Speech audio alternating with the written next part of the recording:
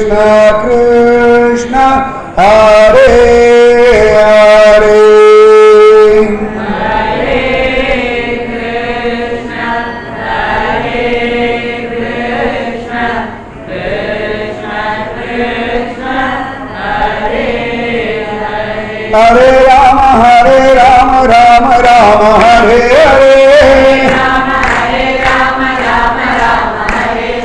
Hare Krishna Krishna Krishna Hare Hare Hare Rama Rama Rama Hare Hare Hare Krishna Krishna Krishna Hare Hare Hare Rama Rama Rama Hare Hare Hare Krishna Krishna Krishna Hare Hare Hare Rama Rama Rama Hare Hare Hare Krishna Krishna Krishna Hare Hare Hare Rama Rama Rama Hare Hare Hare Krishna Krishna Krishna Hare Hare Hare Rama Rama Hare Hare Hare Krishna Krishna Krishna Hare Hare Hare Rama Rama Hare Hare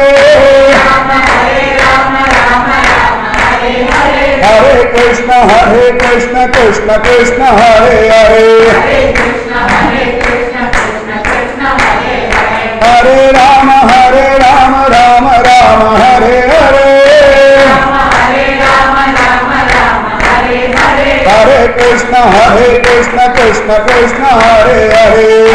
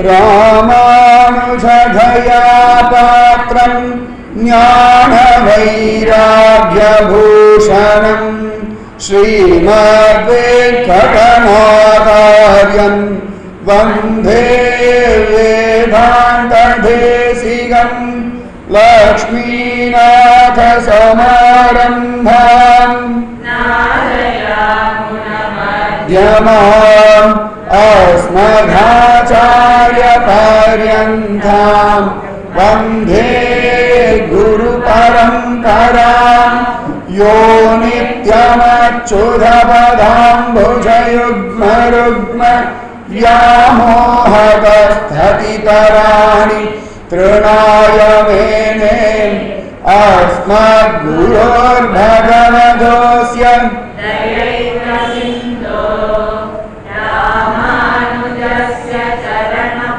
शरणं प्रपद्ये बुधं शरश्च महदाह्वय भक्तनाथ श्रीभक्तिसारकुलशेखर योगिवाहान् भक्ताङ्घ्रिरेणुपरकालयतीन्द्रमिश्रान् श्रीमत्पराङ्कुशमुनिं प्रणतोऽस्मि नित्यम् नाम संकीर्तनं यस्य सर्वपापप्रणाशनं प्रणामो दुःखशमनः तं नमामि हरिं परं वसुदेवसुतं देवं कंसचाणूरमर्दनं देवकी परमानन्दं कृष्णं वन्दे जगद्गुरुम्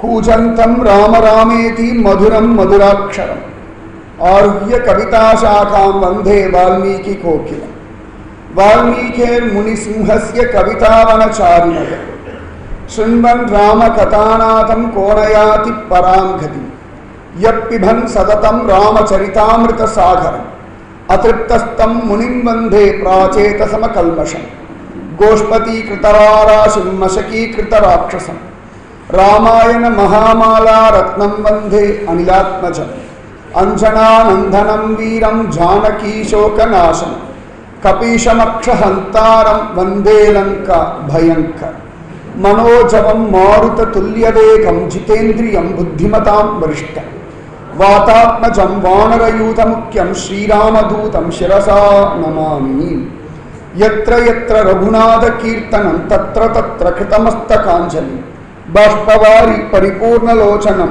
मारुतिं नमत राक्षसान्तकम् அஞ்சிலே ஒன்று பெற்றான் அஞ்சிலே ஒன்றை தாவி அஞ்சிலே ஒன்று ஆறாக ஆரியர்க்காக ஏகி அஞ்சிலே ஒன்று பெற்ற அனங்கை கண்டு அயலார் ஊரி அஞ்சிலே ஒன்றை வைத்தான் அவன் எம்மை அழித்து காப்பான் கற்பா இராமபிரானை அல்லால் மற்றும் கற்பர் பொற்பா முதலாக புல்லெரும்பாதி ஒன்றின்றியே நற்பால் அயோத்தியில் வாழும் சராசரம் முற்றம் நற்பாலுக்கு உய்த்தனும் நான் முகனார் பெற்ற நாட்டுளை புலையரமாகி நின்ற புத்தொடு சமணமெல்லாம் கலையறக் கற்ற மாந்தர் காண்பரோ கேட்பரோதான் தலையறுப்புண்டும் சாவேன் சத்தியம் காண்மினையா சிலையினால் இலங்கை செற்ற தேவனே தேவனாவான் நன்மையும் செல்வமும் நாளும் நல்குமே திண்மையும் பாவமும் சிதைந்து தேயுமே சென்மமும் மரணமும் என்று தீருமே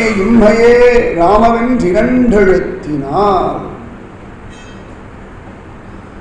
ஆராமம் குணசஞ்சயஸ்ய சதனம் முக்கியம் சதாஸ்ரேயசக காருண்யஸ்ய ததாகரோ நிரவதே ராதேர்கி சித்தௌஷதம் கோரா கௌகதவாக்னி சஞ்சய கணக சம்சார மேகாநிலக சாட்சாத் மூலதனம் சதாம் விஜயதே ஸ்ரீ பத்மநாப பிரபு கெடுமிடராயவெல்லாம் கேசவா என்ன நாளும் கொடுவினை செய்யும் கூற்றின் தமர்களும் குறுகவில்லை விடமுடை அரவில் பள்ளி விரும்பி நான் சுரும்பலற்றும் தடமுடை வயல் அனந்தபுர நகரம் புகுதுமின்றேன் இன்று போய் புகுதிராகில் எழுமையும் ஏதம் சாரா குன்றுநேர் மாடம் மாடே குருந்து சேர் செருந்தி புன்னை மன்றலர் பொழில் அனந்தபுர நகர் மாயன் நாமம் ஒன்றும் ஓர் ஆயிரமாம் உள்ளுவார்க்கு உம்பர் ஊரே. ஸ்ரீ அனந்த பத்மநாப சுவாமியும் அவருடையதான திருவனந்தபுரமும் அதிவிசேஷமானது. எப்படி ஸ்ரீவைகுந்தமும் க்ஷீராப்தின்னு சொல்லும்படியான திருப்பார்கடலும் சிரேஷ்டமோ அதுபோலே திருவனந்தபுரம். திருப்பார்கடலையும் வைகுந்தத்திலையும் போய் பார்க்க வேண்டிய பிரபுவை சுலபமா சாதாரண கண்களை கொண்டு பார்க்கிறோமே, இதுவே அகோபாக்கியம். ஏன்னா திருப்பார்கடல்ல போய் பகவானை பார்க்கணும், பரமபதமாகிய வைகுந்தத்தை போய் பார்க்கணும்னா பகு சிரமப்பட வேண்டியிருக்கு. ஆனா பத்மநாப சுவாமியை பார்க்கறது சிரமமே கிடையாது. இத்தனைக்கும் பார்த்தோம்னா பத்மநாபபுரத்து ஜனங்களுக்கெல்லாம் பத்மநாபர் நிறைய கூட்டம் வந்தால் கூட பிடிக்கிறது கிடையாது, ரொம்ப திறக்கா இருக்கு அப்படின்னு.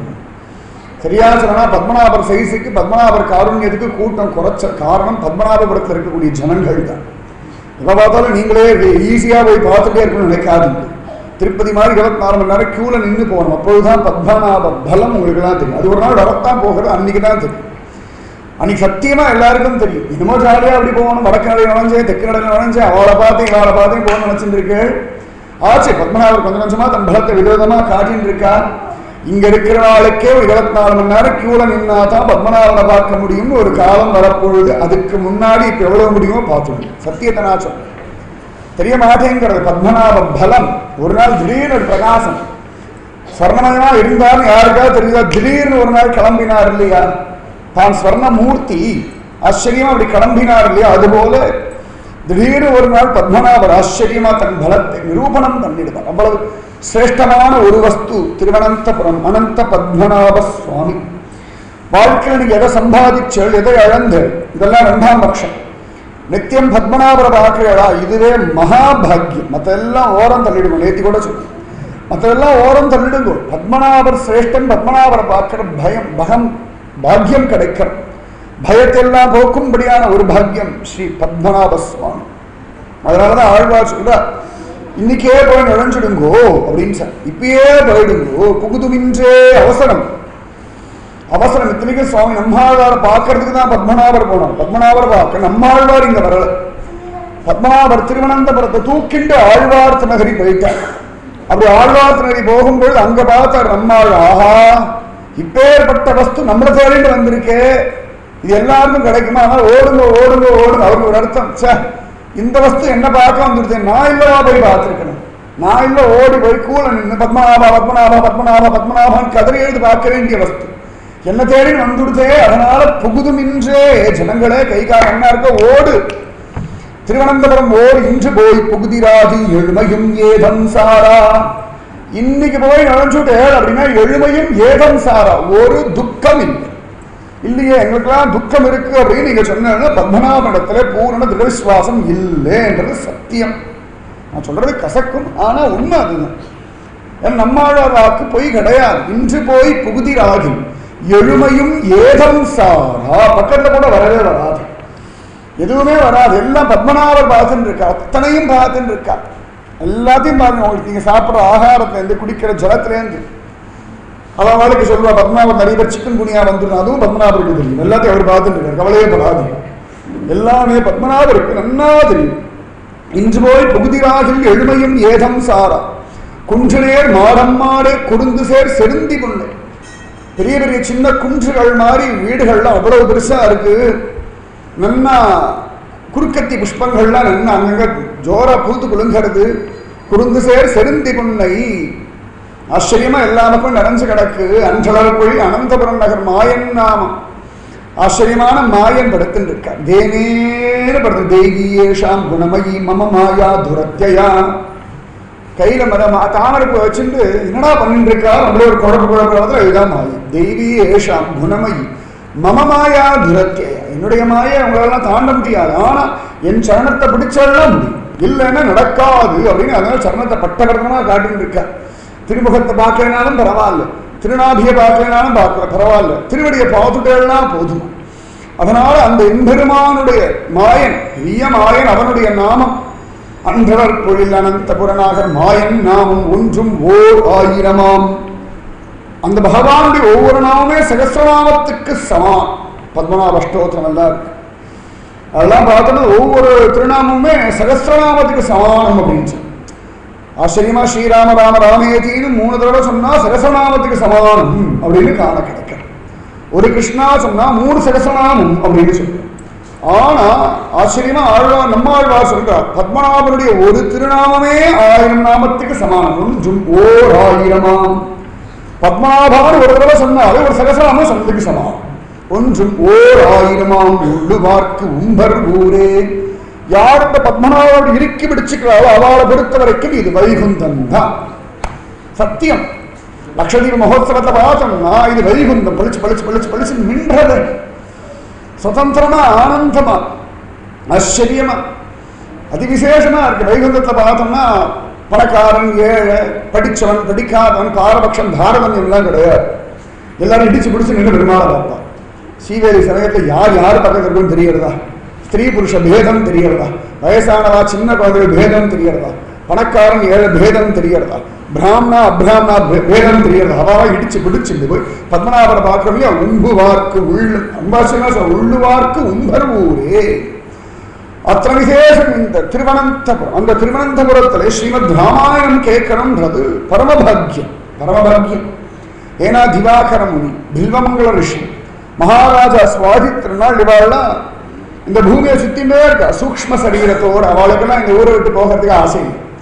அவள்லாம் ஸ்ரீவைகுண்டம் பரமபதம் எல்லாம் போகவே இல்லை. அவள்லாம் இங்கேயே தான் ஒரு சூக்மமான சரீரத்தோடு யாரோ ஒரு மகாத்மா தான் கஜராணி பிரியதர்ஷினியா வந்து பகவான சுமந்து அலைகிறார். யாரும் நினைச்சிருக்க ஒரு யானை அலைகிறது சும்மா அவன் சொல்ல முடியுமா? பத்மநாப கைங்கரியமே கதின்னு ஒருத்தி அலையறா அப்படின்னா யாரோ ஒரு மகதி, யாரோ ஒரு மகாத்மா பிரியதர்ஷினி வேஷம் கொண்டு பத்மநாபர் சுமக்கிறதே தன் ஜென்மாவுடைய பிரயோஜனம். பத்மநாபர் கூட இல்லை. ஆச்சரியமா பத்மநாபர் டும் டும் டும் டும் அந்த முரசத்தை சுமக்கிறதே சுகமா ஓடி இருக்கா அப்படின்னா அத்தனை சிரேஷ்டம் இந்த திருவனந்தபுரம். இந்த இடத்துல இருந்துட்டு ஆச்சரியமான ராமாயண வைபவம் கேட்கறது பகுசுகம். பகுசுகம். 3 வாசல்ல பத்மநாபரை பார்த்து திருப்தி வரலே அப்படின்னா உடனே கிருஷ்ணன் சன்னதிக்கு ஓடுவோம். வாஸ்தவம் அது இப்ப வெள்ளையும் விடமாட்டீங்களா? வெள்ளந்தே பாருங்க. உள்ள போய் பார்த்தாலே அது நிக்கிற ஸ்திதி என்னன்னு தெரியும். அது பார்த்த சாரதியா வேணுகோபாலனா இடுப்புல கை வச்சிருக்கிற பாண்டுரங்கனா ஏதோ ஒட்டுமா நின்று இருக்கு கனகிரேல் ஒரு வஸ்து. ஆனா அந்த பகவானை பார்க்க முடியும். நரசிம்மமூர்த்தி கூட கொஞ்சம் தூரத்துல இருக்கார். கிருஷ்ணனும் உள்ளுக்குள்ள தூரத்துல இருக்கார். பத்மநாபனுடைய சன்னிதியில பக்கத்துல பார்க்கக்கூடியதுன்னா நிஜமாவே ராமனைத்தான் ரொம்ப பக்கத்துல பார்க்கணும். மற்ற நாள்லாம் கொஞ்சம் நன்னா உள்ள தள்ளிதான் இருக்கா. கிருஷ்ணனா இருக்கட்டும், நரசிம்மமூர்த்தியா இருக்கட்டும், விஸ்வக்சேனரா இருக்கட்டும், எல்லாரும் ஆஞ்சநேயர் கூட வலையெல்லாம் போட்டுட்டு தான் நிற்கிறார். நடுவுள்ள கம்பியெல்லாம் வச்சுட்டு சுதந்திரமா யாரை பார்க்கலாம் அப்படின்னா ஸ்ரீ ராமச்சந்திர மூர்த்தி தான் பக்கத்தில். அவன் கையை நீட்டினா தொட்டுள்ளான். அத்தனை பக்கத்தில் இருக்கக்கூடியவன் அப்படின்னா அகிலாண்ட கோடி பிரம்மாண்ட நாயகன் சக்கரவர்த்தி திருமணம் ஸ்ரீராமன். அந்த ராமனை அனுபவிக்கிற கோணஸ்மின் சாம்பிரதம் லோகே குணவான் கஷ்ட வீரியவான் தர்மஜ்ஞஸ்ச கிருதஜ்ஞஸ்ச. ரொம்ப அழகா கேட்கிறார் வால்மீகி மகர்ஷி. தபஸ்வாத்தியாய நிரதம் தபஸ்வி வாக்விதாம்பரம். ஆச்சரியமா வால்மீகி மகர்ஷி கேட்டுட்டார். அற்புதமா கேட்டார். யார் இந்த லோகத்துல குணவான் வீரியவான்? நன்றி உடையவன் யாரு? பிரியமான தர்சனம் உடையவன் யாரு? அழகா பேசக்கூடியவன் யாரு? சர்வபூத ஹிதே ரதாஹா யாரு? எல்லாம் கேட்கிறார். அத்தையும் கேட்ட உடனே நாரதர் உருகி போயிட்டார். ஆஹா அற்புதமான கேள்வி கேட்டியே அப்படின்னு சொல்லிட்டு இப்போதைக்கு அப்படி ஒருத்தன் இருக்கான் அப்படின்னா அயோத்தியா ராஜன் சக்கரவர்த்தி திருநவன் கோசல ராமன் தான். ஜெய் சீதாராம் ஜெய் சியாராம் அப்படின்னார் நாரத மகரிஷி. பரமஹந்தோஷ் அவரே சொல்றார். ஒரு 100 ஸ்லோகத்துல ஸ்ரீமத் ராமாயணத்தை சொல்றார். சம்ஷேபமா சொல்றார். ராமன் கடகட கடகடன்னு ஓடிட்டு போறார். சரியா சொல்லணும்னா நவாகத்துல இந்த சம்ஷேப ராமாயணத்தை தான் சொல்ல முடியும். விஸ்தாரமா வால்மீகி ராமாயணத்தை 9 நாள்ல சொல்றதுன்றது ரொம்ப கஷ்டமான காரியம். ஏன்னா லவகுச்சா கூட 32 நாள் சொன்ன விஷயத்தை 9 நாள்ல 2 மணி நேரத்தை கொடுத்துட்டு, அது பத்மநாபருடைய ஆராய்ச்சினா 1.25 மணி நேரம் தான். அதுக்குள்ள கடகடன்னு ஓட்டிட்டு போகணும்னா என்ன பாடு தெரியுமா? இங்க உட்காந்து பார்த்துன்னா தெரியும். இங்க உட்காந்து சொல்றது எப்படி கேட்டேன்னா இந்த ஸ்ரீவேலி பகவான் டெய்லி சுத்தின்னு வருவான். இங்கே நாங்கள் ஓடுவது தெரியுமா? இந்த கிழக்கு நடை குறுக்கில் பாய முடியாது. இந்த வடக்கு மேற்கு தெற்கு 4 பக்கம் சுத்தின்னு கிழக்கு நடை குறுக்கில் போக முடியாது.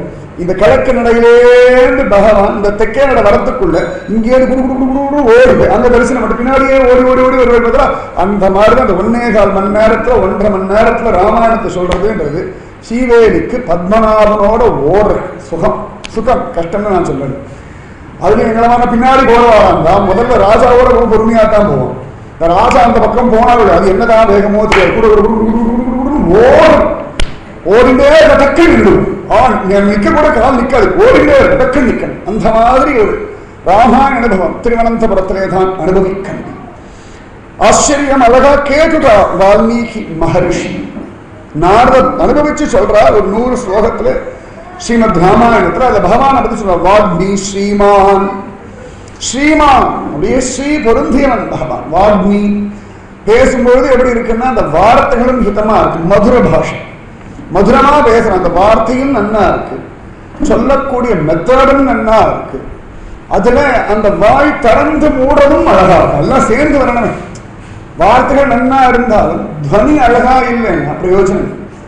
துவனி நன்னா இருக்கு, ஆனா வார்த்தைகள் அழகா கோர்வையா வரல, ஒரு முத்துச்சரம் போல இல்லை, ஒரு கடம்ப மாலை மாதிரி இல்லைன்னா அழகு என்ன? வார்த்தை ஒவ்வொன்றும் ஒவ்வொரு அழகு. கடம்ப மாலை மாதிரி தான், இஷ்டத்துக்கு வந்தாலும் அழகு.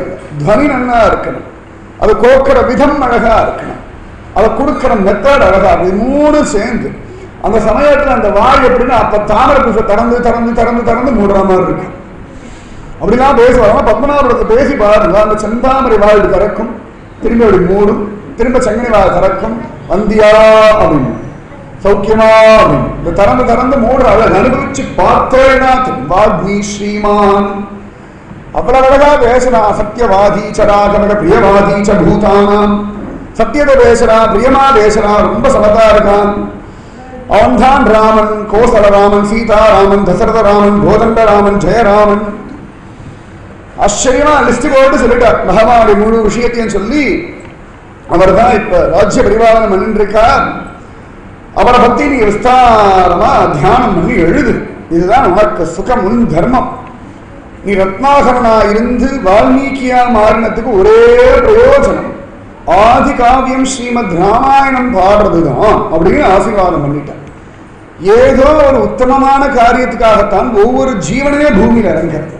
ஏதோ ஒரு உத்தமமான காரியம், அந்த காரியத்தை பண்ணாத வரைக்கும் புனரப்பி ஜனனம், புனரப்பி மரணம், புனரப்பி ஜனனி, ஜடரே சயன சுத்தல் தான் சத்தியம். ஜடபடுறதுக்கு ஒரு உத்தமமான காரியம் என்னடா, நான் ரகுகனுக்கு உபதேசம் பண்ணும். முதல் ஜென்மா விட்டுட்டார், ரெண்டாவது ஜென்மா மானா வந்துட்டார், மூணாவது ஜென்மா பரதரா வந்தார், ஜடபரதரா வந்தார். முதல் ஜென்மா பரதர், ரெண்டாவது மான், மூணாவது ஜடம். ஜடபரதரா மூணாவது ஜென்மால அவருக்கு என்ன பேர்னு எங்கேயுமே இல்லை. மூணாவது ஜென்மால ஜடபரதரா இருந்தார். ரகுகணனுக்கு ஆச்சரியமா விஷயத்தெல்லாம் சொன்னார், கிளம்பி போயிட்டார். வந்த விஷயம் அவ்வளவுதான். அந்த மாதிரி ஏதோ ஒரு காரியத்துக்காக வந்திருக்கும். அஜானனுக்கு மோட்சம்னு ஒண்ணு பிராப்தியா இருந்தது. அகஸ்மாதா எதிர்ச்சையா பகவத் அனுகிரகத்தினாலே அந்திம காலத்தை நாராயணா அப்படின்னு கத்தினான். அவன் அன்னைக்கு ஒன்று புதுசா கத்தல. பல பேர் நினைச்சிருக்கா கடைசி சமயத்துல கத்திடான். அது வரைக்கும் நாராயணா சொல்லிட்டு தான் இருந்தான், வெள்ளைய நினைச்சுட்டே சொல்லிட்டு இருந்தான். ஒரு ஸ்திதியில நாராயண நாமம் அவனை பிடிச்சுடுத்து. முதல்ல இவன் பிள்ளையுடைய நாமமா நினைச்சு சொல்ல பிடிச்சான். அதுக்கப்புறம் ஒரு ஸ்திதியில நாராயண நாமம் அவனை பிடிச்சுடுத்து. அந்த நாராயண நாமம் கடைசியில ஒரு குத்து குத்திட்டு யமதூதர் வந்து பயந்த உடனே சும்மா கிடக்கிற கத்து. இப்ப கூட ஒண்ணு கிட்ட இப்பயாவது கத்திடுன்னு நாராயண நாமம் ஒரு குத்து விட்டுது. உடனே நாராயணா கத்தி நான் வைகுண்டத்தை போய் எதிரொலிச்சது. உடனே விஷ்ணுதூதர்கள் ஓடி. அதனால கடைசி சமயத்தை கத்திரான இப்போதே கத்தி, அப்போதை இப்போதே சொல்லி வைத்தேன். சொல்லிட்டே இருக்கணும், கத்தின்றே இருந்தோம்னா இந்த பலம் தெரியும். அப்படி ஜபிச்சுட்டே இருக்கணும், பேசிட்டே இருக்கணும், பகவத் ஸ்மரணையிலேயே மயங்கி கிடக்கணும். அதனால அதுக்கு தெரிஞ்சுடுத்தோம்னா அவன் வாழ்க்கையை முடிச்சுட்டா அழக நல்ல கத்தி கிடக்கும். அந்த மாதிரி ஏ ரத்னாகரா, நீ வால்மீகியா மாறதுக்கு பிரயோஜனம் ராம விஷயம் பாடம். லோகத்த ஜனங்களுக்கு வாழும்படியான பழக்கத்தை சொல்ல, எப்படி வாழணும்னு இருக்கு. ஏதோ மிருகம் மாதிரி வாழணும். நித்ர பய ரொம்ப அழகா சொல்றா. நித்ர பய ஆகார நித்ர பயம் ஐத்து நான். இதனாலும் லோகத்தில் இருக்கிற சமஸ்த ஜந்துக்களுக்கும் பொது. ஆகார நித்ர பய மைத்து நான். பசிக்க ஆகாரம், தூக்கம், பயம். தன்னுக்கு தான் ஆயிடுமோ, தன் ஜீவிதத்துக்கு நஷ்டம் வந்துடுமோ, தனக்கு தேவையான வஸ்துக்கள்லாம் தன்னை விட்டு நஷ்டம் ஆயிடுமோ. இது கொசுவுக்கும் உண்டு, ஒரு எலிக்கும் உண்டு, ஒரு பல்லிக்கும் உண்டு, ஒரு பன்னிக்கும் உண்டு, ஒரு நாய்க்கும் உண்டு, சிங்கத்துக்கும் உண்டு. சிங்கம் எல்லாத்தையும் பயன்படுது. ஆனா சிங்கத்துக்கும் தன் குட்டிக்கு ஏதான ஆயிடுமோ அப்படின்னு பயம் உண்டு. காட்டுக்கே ராஜாவா இருந்தாலும் தன்னுடைய வம்சத்துக்கு சிரமம் வந்துருமோ அப்படின்னு பயம். தன்னுடைய வாழ்க்கை பின்னாடி எப்படி இருக்குமோன்னு ஒரு பயம். ஆகார நித்ரா பயம் ஐத்து நான். காமம் வந்தா கூட ஒரு ஜோடி, ஆணா இருந்தா பெண் சரீரம், பெண்ணா இருந்தா ஆண் சரீரம். இது நாளும் லோகத்தில் இருக்கக்கூடிய சமஸ்த ஜந்துக்களுக்கும் பொது. அது யுஎஸ்ல பிறந்தவர்களுக்கும் உண்டு, ஐரோப்பாவில் இருக்க கோடீஸ்வரனுக்கும் உண்டு, டெரரிஸ்டுக்கும் உண்டு. இது லோகத்தில் அத்தனை ஜந்துவுக்கும் பொது. கொசுலேருந்து எல்லாத்துக்கும் இது பொதுவா இருக்கு. இதுல ஞானத்தினால மனுஷன் வசந்தன். ஞானஹீனக பசுபி சமானம் அப்படிதான் சொல்ல. ஞானஹீனம், ஞானம் இல்லாதவன் ஒரு பசுவுக்கு சமானம் அப்படின்னு தான் பர்த்ருஹரி சொல்றார். அதனால அந்த ஞானத்தை கிரகிக்கணும், அப்போதுதான் ஜென்மா பிரயோஜனம். அந்த ஞானத்தை கிரகிக்கணும் அப்படின்னா முதல்ல மனுஷனா இருக்கணும். மனுஷனாவே இல்லையே. எல்லாரும் சொல்ல என்ன சுகத்தை கண்டேன்னா, மனுஷனா இல்லைன்னா என்ன சுகத்தை காண முடியும்? இது இப்படி இருந்தா தான் அதற்குரிய பிரயோஜனம்.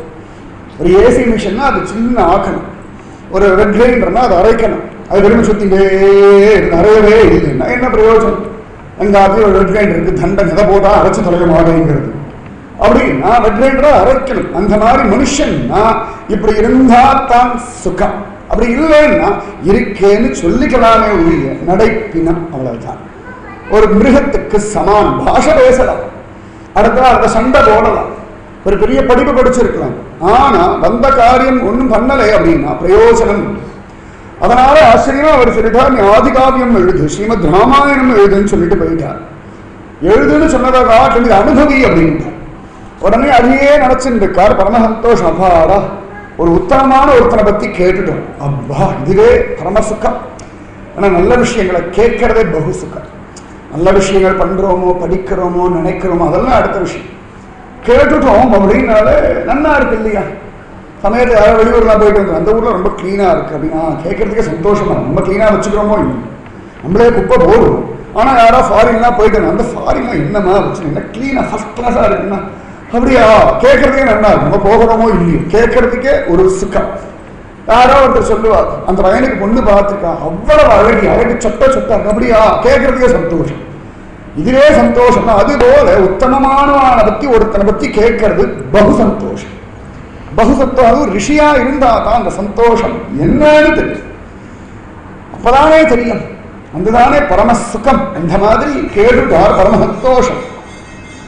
அதுக்குள்ள பார்த்தார், மாத்தியானிகள் நேரம் வந்துடுத்தான், நித்திய கர்மானுஷ்டம். அதனால கிளம்புறார். இப்படியே கிளம்புறார். கூட பரத்வாஜ ரிஷி, ஆச்சரியமானவர் பரத்வாஜன். குருவே கதின்னு போற ஒரு சத்சிஷ்யன்.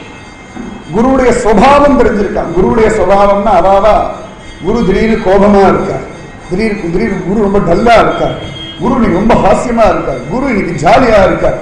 இதுக்கு பேர் குருவுடைய சுவாவம் இல்லை. சிஷ்யாவுடைய சுபாவத்துக்கு தகுந்த மாதிரி இவன் ஆக்ட் பண்ணுவான். ஸ்கூல்ல ஒரு டீச்சர் போறா அப்படின்னா, ஒருத்தர் மோசமா படிக்கிறான் அப்படின்னா அவனை 4 அடி அடிப்பார். உடனே அவனை அடிச்சுட, இன்னைக்கு ரொம்ப கோபமா இருக்கு, நல்லா படிக்க ஃபர்ஸ்ட் ரேங்க் வாங்கிக்கிறேன், ஒரு 100 மார்க் வாங்கிக்கிறேன், ஏன்டா 100 வாங்கி தொலைச்ச, ஒரு 4 அடி அடிப்பாரா? அடிக்க மாட்டேன். அது சுபாவம் இல்லை. அபாவா தகுதிக்கு ஏற்றா போல ஒரு பாத்தியா நடக்கிறா போல சத்குருவும் அந்தந்த சிஷ்யாவுடைய சுபாவத்துக்கு தகுந்தா போலே நடக்கிறார். இந்த பரத்வாஜர் குருவுடைய சுபாவம், குருவுடைய உண்மையான சுபாவம் ஒவ்வொருத்தரும் நினைச்சிருக்கார். கோபிஷ்டர், எடி ஜாலியா இருக்கார், எடி தேவேன்னு இருக்கார், எடி அப்ராணியா இருக்கார், எடி பாபமா இருக்கார், எடி குழம்பி கிடக்கிறார். இது எதுவுமே குருவுடைய சுபாவம் இல்லை. குருவுடைய சுபாவம் எதுன்னு கேட்டா பக்தி. அந்த சுபாவம் தான் யாருக்குமே தெரியவில்லை. குருவுடைய ஒரே சுபாவம் பக்தி. மழை பெஞ்சாலும் வெயில் அடிச்சாலும், தன் சரீரத்துக்கு வியாதி வந்தாலும், தன் கூட இருக்கிறவர்களுக்கு சிரமம் வந்தாலும், லோகத்தை நல்லது கெடுதல் எது நடந்தாலும் இவாளுடைய பக்தின்ற சுபாவம் மட்டும் மாறாதபடிக்கு இருக்கு. அதனாலதான் நாரதர், துருவன், பிரகலாதன், வேதவியாசர், வால்மீகி இத்தனை பேரையும் பக்தியில இழுத்து கொண்டு வந்து நிற்க வைக்க முடிஞ்சது. ஆனா ஒவ்வொருத்தருக்கும் அவர் பழகின சுபாவம் வேறு, அவருடைய உண்மையான சுபாவம் வேறு. இங்க பரத்வாஜர் குருவுடைய பக்தின்ற சுபாவத்தை தெரிஞ்சு அவர் கூட போறார். எப்பொழுதுமே கங்கை நதிக்கரையில போய் தான் நித்திய கர்மானுஷ்டம் பண்றார். உத்தமியாச்சு கங்கை. அன்னைக்கு என்னமோ தெரியல, நேரம் காலம் கடந்து போயிடுது. சரி, கங்கை போகிறதுக்கு ரொம்ப சமயம் ஆயிடும் அப்படின்னு சொல்லி அன்னைக்கும் பார்த்தா தமசா நதிக்கரையிலேயே நித்திய கர்மானுஷ்டம் பண்ணலாம்னு முடிவு. எதிர்ச்சையா சில விஷயங்கள்லாம் தடசமாகிறது, போக முடியலை, நடக்கலை அப்படின்னா ஏதோ ஒரு காரணம் இருக்கு. அதுக்காக நீங்க டிவி எல்லாம் பார்த்துங்க, பந்துக்களோடலாம் சிரிச்சு பேசி விளையாடுறீங்க, அதுக்கப்புறம் பகவத் சங்கல்பம் இன்னைக்கு ஸ்ரீவேலிக்கு போக முடியலன்னா அது உதர். அதெல்லாம் பகவத் சங்கல்பம், அதெல்லாம் எதிர்ச்சியா, அதெல்லாம் அகம்பாவம், அபிமானம். சத்தியத்தை சொல்லும் அது தானா நம்ம எல்லாம் பிரயத்தனம் பண்றோம், கிளம்புறோம். ஆனாலும் ஏதோ தடசம் வந்துடுத்து, எதிர்ச்சியா போக முடியலை அப்படின்னா அது வேற விஷயம். அந்த மாதிரி எதிர்ச்சியா கங்கையில போய் நித்திய கர்மானுஷ்டம் பண்றதுக்கு சமயம் ஆயிடுது. சரி பரவாயில்ல, தமசா நதிக்கரையில கர்மானுஷ்டம் பண்ணலாம் அப்படின்னு பார்த்தார். அப்படி பார்த்தா தமசா நதி அப்படி பலபலன்னு ஓடிட்டு இருக்காரு. பலபலன்னு ஓடிட்டு இருக்க, ஒரு கலங்கள் இல்லை. அப்படியே ஜோர பார்க்கும் பொழுது ரமணீயமயமா இருக்கு. கிறிஸ்டல் கிளியர்னு சொல்லலாம். அந்த மாதிரி பளிச்சுன்னு சூரியன் நல்லா பிரதிபிம்பிக்கிறது. நதியில கீழே இருக்கிற மணல்லாம் தெரிகிறது. அது கிழிஞ்சல் கல் இருந்தால் அது கூட அப்படி பார்த்தா தெரியாது. ஒரு 10 ரூபாவை போட்டோம் அப்படி நேரம் உள்ள போகிற வரைக்கும் தெரியாது. அந்த மாதிரி பளிச்சுன்னு ஒரு ஜலம் தமசா நதி தீரம். பார்த்த உடனேயே வால்மீகி மகர்ஷி பரத்வாஜனை பார்த்து சொல்றாரு, ஏ பரத்வாஜா, இந்த நதி தீரம் பார்த்து என்னமா இருக்கு, ஆச்சரியமான சன் மனுஷ மனோயதா, சத்தான மனுஷர்களுடைய மனசு போல தெளிவா இருக்கு. சன் மனுஷ மனோயதா, அவளுடைய மனசு மாதிரியே இருக்கு. பார்த்தியா, ஒரு கலக்கம் இல்லை. சத்மனுஷாளுடைய மனசு வெளிலேருந்தும் பார்க்கலாம் உள்ளேருந்தும் பார்க்கலாம், பளிச்சு கிளியரா இருக்கு. ஒரு கண்ணாடி இருக்கு நடுவில் அப்படின்னா, கண்ணாடி இருக்கிறது அந்த பக்கம் நல்லா பர்ஃபெக்டா தெரியுமா, கண்ணாடி ரொம்ப நல்லா இருக்கு. ஒரு அழுக்கு அதுபோல சத்தான மனுஷாளுடைய மனசு போல தமசா நதி தீரம் இருக்கு பாத்தியா பரத்வாஜா அப்படின்னா. உடனே ஆச்சரியமா வாஸ்தவம் அடியே அப்படின்ட்டான் சசிஷன் பரத்வாஜ். இருந்தாலும் கர்மானுஷ்டம் பண்ண மனசு போகலையா. சமயம் ஆயிரத்துலதான் தமசா நதிக்கரை பண்ண போறார். தமசா நதியுடைய தீரத்தை பார்த்தார், அந்த ஜல பிரவாகத்தை எல்லாம் பார்த்தார். சத்தான மனுஷாளுடைய மனசு மாதிரி இருக்குன்னு சொல்றார். என்னமோ தெரியல, இறங்குவோம், கர்மானுஷ்டம் பண்ணுவோம், அழகா அர்ஜுன் விடுவோம், காயத்ரி ஜபிப்போன்னு வரல, என்னமோ தெரியல. இப்படியே சுத்தி வர பார்த்தார். அந்த ஆரண்யம் மனசு ரொம்ப ஹிதமா இருந்தது. பத்மநாபோ மரப்பிரபு, அமரப்பிரபு இல்லை மரப்பிரபு, பல பல பல பல பல ஆரண்யமயமா அப்படியே இருக்கு. அவருக்கு எந்த பக்கம் தெரியுங்க, என்னமோ ஒரு குதூகலம் ஹிருதயத்துல, என்னமோ ஒரு ஆனந்தம். சில சமயங்கள்லாம் இந்த வார்த்தைகள்னால வர்ணிக்க முடியாது, அனிர்வச்சனீயமான அனுபவம். பத்மநாப ஸ்ரீவேலி பார்க்கிறேன், இந்திர வாகனம், கமல வாகனம், கருட வாகனம், பல்லக்கெல்லாம் வந்தா என்னமோ பண்றது நமக்கே தெரியாம திடீர்னு ஒரு ரோமாஞ்சம், கண்கள்ல ஒரு ஆனந்த வாஷம், ரொம்ப நல்லா இருக்கு, மனசு அபாரான் இருக்கு. அவ்வளவுதான், இதுக்கு மேல வார்த்தைகள் இல்லை. அந்த மாதிரி அனிர்வச்சனீயமான ஒரு அனுபவத்துல மனசு அப்படியே கிளச்சு கிடக்கு. நன்னா தூங்கி எழுந்தவன் அப்பா நன்னா தூங்கின ஒரு அனுபவம். அந்த மாதிரி ஒரு கோடி மடங்கு வச்சுக்கோங்களேன். நான் கோடி மடங்கு சொல்றத குறைச்ச, கோடி கோடி கோடி மடங்கு அப்படி இருந்தா மனசு எப்படி இருக்கும் பாருங்க. நன்னா தூங்கினோம்னாலே அதுவே பரமானந்தம் அப்படின்னு, அதுவே பரமானந்தம் ஆயிடுச்சு லோகத்துல.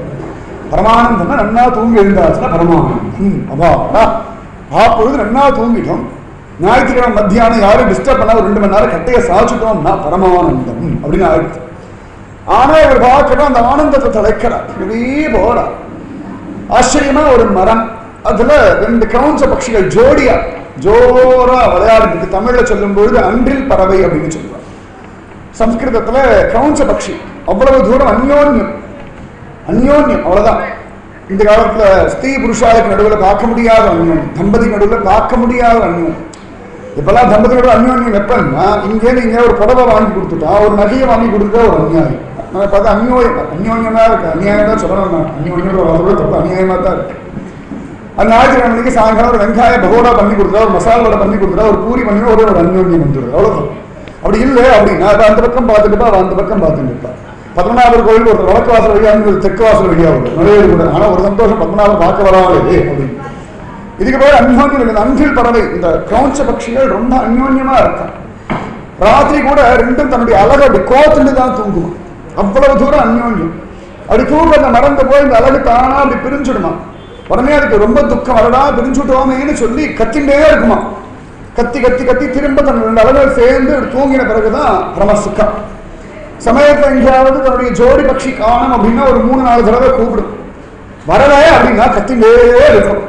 கத்தி முடிக்கிறதுல ஒரு அடி உசிர விட்டுரும். அவ்வளவு தூரம் ஆச்சரியமானது இந்த கிரௌஞ்ச பட்சிகளுடைய அந்யோன்யமான ஒரு பிரேமை. அவ்வளவு தூரம் பிரியமா இருக்கு, அனிர்வச்சனீயம். அப்படியே பார்த்தா ரெண்டும் அப்படி காம சுகத்துல அப்படி மயங்கி இருக்கான், சரீர சுகத்துல. சாதாரணமா மனுஷாவுக்குலாம் சரீர சுகத்தை சீச்சி அப்படின்னு சொல்லுவா, எல்லாருக்கும் ரொம்ப பிடிக்கும். ஆனா சீச்சின்னு மட்டும் சொல்லிக்கிறது உண்டு. மகர்ஷி அதை பார்த்தா கூட அதுக்குள்ள இருக்கிற பகவத் அனுகிரகத்தை பார்க்கணும்னா, பிரஜா உற்பத்தின்ற ஒரு விஷயத்தை பகவான் சுகமான ஒரு விஷயமா வச்சிருக்கிறதுனால அதுக்கு ஒரு மரியாதை. அவளுக்கு காமம் பெருசு கிடையாது, சரீர சுகம் பெருசு கிடையாது. பகவானுடைய லீலையை பார்க்கிறான். சத்தியமா பிரஜா உற்பத்தின்றது ஒரு சுகமான சரீர விளையாட்டை பகவான் வைக்கிறேன்னா, லோகத்துல எந்த அப்பா அம்மாவும் குழந்தைய பெற்றுக்க மாட்டா, அகஸ்மாத்தா பிறந்து விடுறது, அவ்வளவுதானே இல்லை. யாரும் ஆசைப்பட்டு தபசு பண்ணி என்ன கடதவ பிரஜாபதியா இப்படி தேவபூதியா உத்தமமான சத்புத்திரன் வேணும் கபிலன் வேணும் அப்படின்னு வசுதேவர் தேவகியா ஒன்றும் கிடையாது. எல்லா காமத்துல மயங்கி ஒன்னோட ஒண்ணு கூடுறது. பிராரப்த ரூபமா ஆணோ பெண்ணையோ பெத்துடுறா, ஒன்னோ ரெண்டோ அஞ்சோ பத்தோ பன்னெண்டோ எதையோ பெத்துடுறாரே ஒண்ணு. பெரிய தபசெல்லாம் ஒண்ணும் கிடையாது. அது பகவானுடைய ஆச்சரியமான விசேஷம். தர்மா புத்தோ காமோஸ்மி பரதர்ஷப, தர்மத்துக்கு விரோதம் இல்லாத காமமாக நான் இருக்கிறேன் அப்படின்னு தான் பகவானே கீதையில சொல்றான். அந்த மாதிரி அந்த கவுன்ச பட்சம் ஒன்னோட ஒண்ணு கொஞ்சிண்டு விளையாடிண்டு சிரிச்சுண்டு அனுபவிச்சுண்டு ஆஹா அப்படின்னு தன்னை மறந்து பகவானுடைய கிருப்பை. இதுக்குள்ள அதே பரமாத்மா, அதுக்குள்ள அதே பரமாத்மா. ஆனா ரெண்டுத்துக்கும் உள்ளுக்குள்ள இருக்க பரமாத்மா தெரியல. இது பெண் சரீரம், எனக்கு தோளா இருக்குன்னு ஆண் பட்சி மயங்கர். அந்த பெண் பட்சி ஆஹா எனக்கு ஏற்ற மாதிரி ஒரு ஆண் ஜோடி கிடைச்சுடு, என் சரீரத்துக்கு சுகம் தரக்கூடிய ஒரு பட்சிகள் அது மயங்கிறது. ஆனா அது ரெண்டுத்துக்குள்ள இருந்து அந்தரியாமியார் மயங்கிற வஸ்து ரெண்டு பேருக்குமே இல்லை. அதான் ஆச்சரியம். ஆண் பட்சிக்குள்ள இருக்க அந்தரியாமியும் ஒண்ணுதான், பெண் பட்சிக்குள்ள இருக்க அந்தரியாமியும் ஒண்ணுதான். இது ரெண்டும் சேர்ந்து இது ரெண்டுத்துல இருக்க அந்தரியாமிதான் லீல பண்ணிட்டு இருக்கான்னு தெரியாத ஒரு சுகத்தை அனுபவிச்சுட்டு இருக்கான். ஆச்சரியமா பாதன் இருக்கார் வால்மீகி மகரிஷி. பரம சுகம். ஏன்னா மகாத்மாக்களுடைய கிருபா கடாட்சம் கிடைக்கிறதுன்னா அகோபாக்கியம். அதனாலதான் பெரியவாலாம் விழி கிடைக்குமா, அபயக்கரம் கிடைக்குமா, குருநாதர் சரணத்து நிழல் கிடைக்குமா அப்படின்னா கிடைச்சுடுத்துனா ஜெயிச்சோம். இந்த ரெண்டு கவுன்ச பட்சம் அப்படியே மயங்கி காமசுகம் அனுபவிச்சு திடீர்னு இங்கேந்தோ ஒரு அம்பு வந்தது. அந்த ஆண் பட்சி அடிச்சது, புருஷ பட்சி கீழே விழுந்தது. அப்படியே ரத்தம், உடம்பெல்லாம் ரத்தம். அம்பு அடிச்சு தலை பாதி வெட்டி அப்படி இப்பயோ அப்பயோன்னு உசுருக்கு போராடு. அந்த ரண வேதனை தான் அனுபவிச்சுட்டு சுகம் முடியலேன்னு துக்கம், இனிமேல் இந்த சுகத்தை அனுபவிக்க முடியாதேன்னு வைத்தறிச்சு எல்லாமா சேர்ந்து இந்த ஆண் பட்சி ஒரு பக்கம் புலம்பி கதறி அழுது வலியில துடிச்சுட்டு இருக்கு மரண அவஸ்தை.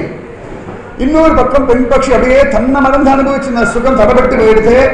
இனிமேல் இந்த புருஷன் இல்லையே என்ன பண்ணுவேன், அது அப்படியே புலம்பி கதறி அழுது துடிக்கிறது. என்ன பண்றது தெரியும். தன்னுடைய பர்த்தாவுக்கு தனக்கு சுகம் தரக்கூடிய கஷ்டம்னு தெரியாது. ஆனா அந்த கஷ்டத்திலேருந்து அவனை மீட்டு கொடுக்கும்படியான சக்தி அதுக்கு. அவனுக்கு உடம்பு சரியாயிடணுமே, அது சரி பண்ணிடணுமே துடிக்கிறது. ஆனா தன்னால முடியலையே, வைத்தறிச்சலா இருக்கு, ஒன்னும் புரியாம அது ஒரு பக்கம் அப்படியே குரூரமா கத்துறது. இன்னொரு பக்கம் மரண அவஸ்தையில இந்த ஆண் பட்சி படாத பாடுபட்டு புலம்பி கதறி அழுது துடிக்கிறது.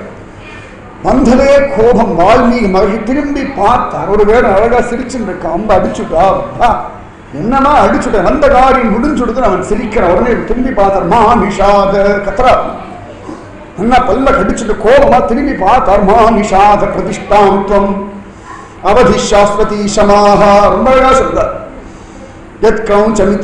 ஏகம் அவதீஹி காமமோகிதம். ரொம்ப அழகா சொல்றார். அனுபவிச்சு சொல்றார். மா நிஷாத பிரதிஷ்டாந்தம் மகம சாஸ்வதி சமாஹா. ஏகம் அவதீஹி காமமோகிதே மானிஷாத. ஏ வேடா புத்தி கட்டவன், நீ நன்னா இருக்க, நிச்சயமா நன்னா இருக்க மாட்டேன். என்ன நினைச்சுட்டு இருக்காங்க மனசுல? தன்னை மறந்து ரெண்டு பட்சிகள் ஜோடியா காமசுகம் அனுபவிக்கிற சமயத்தை அடிச்சு போடுடியாடா. இப்ப சம்சாரத்துல வேற ஒரு சுகம் இல்லையா, அது ஒண்ணுதான் சுகம் எல்லாம் சொல்றாள். எத்கவும் சமித்துனாத்தி அடிச்சுன்னா அடிச்சு ரெண்டுத்தையும் அடிக்கப்படாத, ஒண்ணுத்த மட்டும் என்ன அடிச்சா ரெண்டுமே போனா ஒண்ணுத்த மட்டும் அடிச்சுட்டியே. இதுக்கும் துக்கம் அதுக்கும் துக்கம். மானிஷாத பிரதிஷ்டாந்தம் அகம சாஸ்வதி சமாஹா. எத்கவும் சமித்துனாத் ஏகம் அவதீஹி காம மோகினி. என்ன இருக்க மாட்ட இந்த பாடுபடுத்திட்டே அப்படின்னு சொன்ன உடனேயே நீ உன் குழந்தையெல்லாம் பிரிஞ்சு உன் பாரிய எல்லாம் பிரிஞ்சு தனியா இருந்தாலும் அவனுக்கு இந்த துக்கம் தெரியும்னு இவர் சாபம் கொடுத்துட்டார். கொடுத்தாரோ இல்லையோ வேடன் சிரிச்சான். சிரிச்சுட்டு அவ்வளவு சுத்தின்னு இருக்கோமே சிரிக்கிறானேன்னு பார்த்தா கண்ணுக்கு எதிர்க்கே வேடன் மறைஞ்சுட்டான். என்னடா அது வேடன் மறைஞ்சுட்டானேன்னு பார்த்தா கீழே விழுந்த கிரௌஞ்ச பட்சி மறைஞ்சுடுத்து, மேல கடலில் இருந்த ஸ்திரீ பட்சி மறைஞ்சுடுத்து. சரி இதெல்லாம் மறைஞ்சதேன்னு பார்த்துட்டு இருக்கிறதுக்குள்ள அந்த விரக்ஷமும் மறைஞ்சு போயிடுது. விரக்ஷமும் மறைஞ்சு போயிடுது. அடிச்ச வரைக்கும் மானிஷா வரைக்கும் ராமாயணம் சொல்றது. இந்த விரக்ஷம் மறைஞ்சது, கிரௌஞ்ச பட்சி மறைஞ்சது, வேடன் மறைஞ்சதெல்லாம் ஸ்காந்த உபாபுராணம், ஸ்காந்த புராணம் சொல்றது. ஸ்காந்தத்துல காண கிடைக்கிறது. என்னடான்னா இவர் வாயிலேந்து ஒரு சாபம் வாங்கிறதுக்காக தெய்வம் பண்ண லீல. ஆச்சரியமா எந்த தெய்வம்னா வேற யாரும் இல்லை, ஸ்வயம் ஸ்ரீ ராமச்சந்திரன் மூர்த்தி. ராமன் பாதான அழகாக பட்டாபிஷேகம் எல்லாம் முடிஞ்சு கொடுத்து ஜோரா ஊருக்குள்ள இருந்து இருக்கான். எல்லாரும் போனவர்கள் பிரம்மதேவர் வந்தார். உடனேயே பிரம்மதேவரிடத்துல பகவான் சொன்னான், ஆல்மோஸ்ட் எல்லா அரக்காலையும் வதம் பண்ணி முடிச்சாச்சு. ஒரே ஒருத்தன் மட்டும் தப்பிச்சு போயிட்டான். யாருன்னு கேட்டால் சங்குகர்ணன்னு ஒருத்தன். அவனைத்தான் இன்னும் வதம் பண்ணது. அவன் இன்னும் ஆரண்யத்திலே ஒரு கிரௌஞ்ச பட்சி வேஷம் போட்டு இப்படி இப்படி இப்படி சுத்தின்னு இருக்கான். அவனை வதம் பண்ண வேண்டிய பாக்கி இருக்கு ஒண்ணு. நான் இங்கேருந்து கிளம்பின பிறகு இந்த ஜனங்களுடைய பாவம் எல்லாம் மாறணும், அவளுடைய பவசாகரத்திலேருந்து அவள் மீண்டு வரணும். அதுக்கு என் கதை போதும். அவன் தான் சொல்ல, அதுக்கு என் கதை போதும், இதுக்கு மேலே வேற கதையே வேண்டாம். ஆனால் அந்த கதையை எழுதுறதுக்கு நல்ல ஒரு ஆள் வேணும். இப்போதான் ஒருத்தர் நாரதர் அந்த கதையெல்லாம் சொல்லி ஆஹா ஆகான்னு மயக்கி வச்சுட்டு போயிருக்கார். வால்மீகி மகரிஷி கதையை கேட்டு மயங்கியிருக்கார். இப்போ அவர் ஆரம்பிச்சு வைக்கணும். அவர் எனக்கு ஒரு சாபம் கொடுக்கணும். அப்போ நான் சீதையை பிரிஞ்சுடுவேன். சீதையை பிரிஞ்சேன்னா சீதா திரும்பி அவருடைய இடத்துக்கே போயிடுவா. அப்போ குழந்தைகள் அங்கே பெற்றுப்பான். அப்போ அந்த என் குழந்தைகளுக்கு அவர் ராமாயணம் சொல்லிக் கொடுப்பான். என் குழந்தைகள் லோகத்தை ராமாயண தியானம் பண்ணும். ஜெகம் புகழும் புண்ணிய கதை ராமனின் கதை அதுகளே பாடும். அதனால நீ எனக்கு ஒரு காரியம் பண்ணணும், தமசா நதிக்கரையில மரமா நிக்கணும். பிரம்மதேவர் மரமான் சரியா சங்குகர்ணன் கிரௌஞ்ச பட்சியா வந்தான். அங்க ஒரு ஜோடி பட்சி பகவானே சிருஷ்டி பண்ணா. அது ரெண்டும் அப்படி ஒன்னோட ஒன்று அப்படி சேர்ந்து அந்த சமயத்துல பகவான் ராமனே வேடனா வந்தான், அடிச்சான். அழகா பட்சிகள் மறைஞ்சுடுத்துமா நிஷாத பிரதிஷ்டாம் அகமசாஸ்வதி சமாலா யத்கிராஞ்சமிதுநாதேகம் அவதீஹி காமமோகிதம். அழகா அடிச்சுட்டான், பகவான் மறைஞ்சுட்டான். இதுதான் ஸ்காந்த புராணம் சொல்றது. பகவானே பண்ண ஒரு திவ்யமான லீலை. கங்கைக்கு வர போய் அனுஷ்டானம் பண்ண வேண்டியவரை தமசா நதிக்கு நிற்க வச்சு அனுஷ்டானம் பண்ண விடாம அந்த அனுஷ்டானத்துக்கு முன்னாடி ஆச்சரியமா ஜோரா இந்த மாதிரி ஒரு லீலை பண்ணா. உடனே அவருடைய சிஷ்யர்கள்லாம் பார்த்தா, பரத்வாசர் எல்லாம் பார்த்தா, குரு திட்டினா மாதிரி தெரியலையே, இது சாபம் மாதிரி தெரியலையே, இது ஏதோ சோகம் மாதிரி இல்லையே. மானுஷாத பிரதிஷ்டாந்தம் அகமசாஸ்வதி சமாக யத்கிரௌஞ்சமிதுநாதேகம் பவதீஹி காமமோகிதம் அதையே சொல்ல ஆரம்பிச்சுட்டார். சிஷ்யாலாம் திரும்ப திரும்ப திரும்ப இதையே சொல்ல சொல்ல சொல்ல இப்படியே பரத்வாசரை பார்த்தா வால்மீகி மேலே என்னடா சொல்ல, நீங்க என்ன சொன்ன அதையே சொல்லிட்டு இருக்கீங்க. ஆனால் நான் திட்டினேன், இல்லை அது ஸ்லோகம் மாதிரி இருக்கு, நன்னா அப்படி கேட்கறதுக்கு. மானுஷாத பிரதிஷ்டாந்தம் அகமசாஸ்வதி சமாக யத்கிரௌஞ்சமிதுநாதேகம் பவதீஹி காமமோகிதம். ஏதோ ரகசியம் இருக்கு அப்படின்னு பரத்வாசர் வால்மீகியை பார்த்தார். வால்மீகி பரத்வாசரை பார்த்தார். பிரம்மா பிரத்யட்சமா வந்தார். இதுதான் ராமாயணம் ஆரம்பம். இதுதான் அப்பா நீ பாட வேண்டிய கதைக்கு ஆரம்பம். என்ன பிரபு திட்டி இருக்கே, இதுவே ஆரம்பமா? நமானுஷாத பிரதிஷ்டாந்தம் மகவசாஸ்வதி சமாலா. நீ சாஸ்வதமா இருக்கு அர்த்தத்தை மாதிரி சொல்றார் பிரம்மதேவர். ஏ மானுஷாத, ஏ ஸ்ரீனிவாசபதியே, ஏ ஸ்ரீஹப்பதியே, நீ என்ன பல்லாண்டு பல்லாண்டு பல்லாயிரத்தாண்டு அடியோமோடு மின்னோடு பிரிகின்றியாயிரம் பல்லாண்டு வடிவாய் மின் வளமார்பில் வாழ்கின்ற மங்கையும் பல்லாண்டு வடிவா சோதி வளத்துறையும் சுடகாழியும் பல்லாண்டு படைபோர் புக்கும் வழங்கும் அப்பாஞ்சஜன்யம் பல்லாண்டே. பல்லாண்டு பல்லாண்டு நன்னாகே பிரபோ. ஜோடி எல்லாம் பிரிச்சு அடுத்த நாள் எல்லாம் படாத பாடுபடுத்திட்டு இருந்த ராவணன் வாலி இவாளெல்லாம் வதம் பண்ணியே நீ நன்னா. அவளோட ஜோடி பிரிச்சுட்டார். ராவணனை மண்டோதரிடத்துல பிரிச்சு அடிச்சார். வாலியை பிரிச்சு அடிச்சு தாரையை தனியா அடிச்சார். இப்படி எல்லாம் பண்ணி லோகத்துக்கு ஹிதார்த்தம் பண்ண ஹே ஸ்ரீனிவாசனே, ஹே ஸ்ரீயப்பதியே, நீ பல்லாண்டு பல்லாண்டு சௌக்கியமா மானிஷாத பிரதிஷ்டாந்தம் அகமசாஸ்வதி சமாக யத்கிரௌஞ்சமிதுநாதேகம் அவதீஹி காமமோகிதம். காமத்துல வசப்பட்டு காமத்துக்காக எதை வேணா பண்ணக்கூடியவாள். அந்த காமம் பெருசு கிடையாது, தர்மம் பெருசுன்னு சொல்லி அந்த கவுஞ்சபக்ஷி அடிச்சா மாதிரி அடிச்சு தர்மத்தை ஸ்தாபிதம் பண்ண ஹே ஸ்ரீனிவாசா நீ நன்னா. ஜெயது ஜெயது ஜெய் ஹோ ஜெய் ஹோ ஜெய் ஹோ ஜெய் ஹோ ஜெய் ஸ்ரீராம். உடனே பரமசந்தோஷமா எடுத்து பிரம்மதேசம் அப்படியே கண்டினியூ பண்ணிட்டே போயிட்டு இருக்கும். இதான் கதை ஆரம்பம். ஒரு ஒரு ரிஷியுடைய சோகம் ஸ்லோகமா எடுத்துப்பாரு. அதாவது பெரியவா கோபத்தில் சொல்லக்கூடிய விஷயங்கள் கூட ஜீவர்களுக்கு ஹிதம். நன்னா ஞாபகம். பஜகோவிந்தம் பஜகோவிந்தம் கோவிந்தம் பஜம் மூடமதேன்னு தெரியாது. ராகமெல்லாம் பாடப்பட எப்படி சொல்லணும்? மூடமதே பஜகோவிந்தம் பஜகோவிந்தம் கோவிந்தம் பஜம் மூடமதே எப்படி சொல்லணும்? திட்டுறார். ஆனால் எனக்கு ஆஹா நன்னா தான் இருக்கு பஜகோவிந்தம். அதுக்கு ஒரு மிட்டெல்லாம் போட்டு ராகமா பாருங்க. அவர் சோகத்தில் நின்று போய் கதறி எழுதி உருப்பட மாட்டேங்கிறது. எப்படி தண்டமா இருக்கு, வீணா போயிட்டு இருக்கு. அதை பண்றேன், இதை பண்றேன், மெடிடேஷன் பண்றேன், அந்த கிளாஸுக்கு போறேன், இந்த கிளாஸ் அலையிலேயே புத்திக்கிட்ட ஜனங்களே பஜகோவிந்தம் பஜகோவிந்தம் கோவிந்தம் பஜம் மூடமதே. அவர் நொந்து போய் என்னடா வீணா போயிட்டு இருக்காளே, கலியுகத்தை நான் மெடிடேஷன் பண்றேன், தியானம் பண்றேன், என்னமோலாம் சொன்ன நாம சங்கீர்த்தனம் எஸ்ய சர்வ பாப பிரணாசனம் பிரணாமோ துக்க சமனக தம் நமாமி ஹரிம் பரம் புரிய மாட்டேங்கிறதே கதறியா. அதை ஒரு மிட்டெல்லாம் போட்டு நன்னாத்தான் இருக்கு. பஜகோவிந்தம் தெரியுமா? பஜகோவிந்தம் சொல்லி ஒரு கிளாஸ்ல பஜகோவிந்தா சொல்லி கொடுக்குறா, நான் கத்துன்னு எனக்கு எல்லா ஸ்லோகமும் தெரியும் அப்படின்னு. பெரியவாளுடைய துக்கத்துல வரக்கூடிய வார்த்தைகள் கூட ஜீவர்களுக்கு ஹிதம். அவ கோபத்துல பேசுற பாஷைகள், கோபத்துல சொல்லக்கூடிய வார்த்தைகள் கூட இந்த ஜீவனுடைய பாபத்தை நாசம் பண்ணும்படியான பலம். நன்னா ஞாபகம். தபஸ்வாத்தியாய நிரதம், அது ஆரம்ப பேசிருக்க. தபஸ்வாத்தியாய நிரதம் தபஸ்வி வாக்விதாம்பரம். அவ வாக்கு அப்படி இருக்கு. அவ வாக்கு சாதாரணமா நம்ம கோபத்தை சொல்ற வார்த்தையில கவனிங்க, கன்றாவியா இருக்கும். நமக்கே திரும்ப கேட்டா சகிக்கா. ரெக்கார்ட் பண்ணி வச்சுக்கணும். அடுத்தாடி எப்பயாவது கோபத்தை கட்டும் போதெல்லாம் ரெக்கார்ட் பண்ணிக்கணும். ரெக்கார்ட் பண்ணி நீங்களே போட்டு கேட்கும், உங்களுக்கே வெக்கமா இருக்கும்.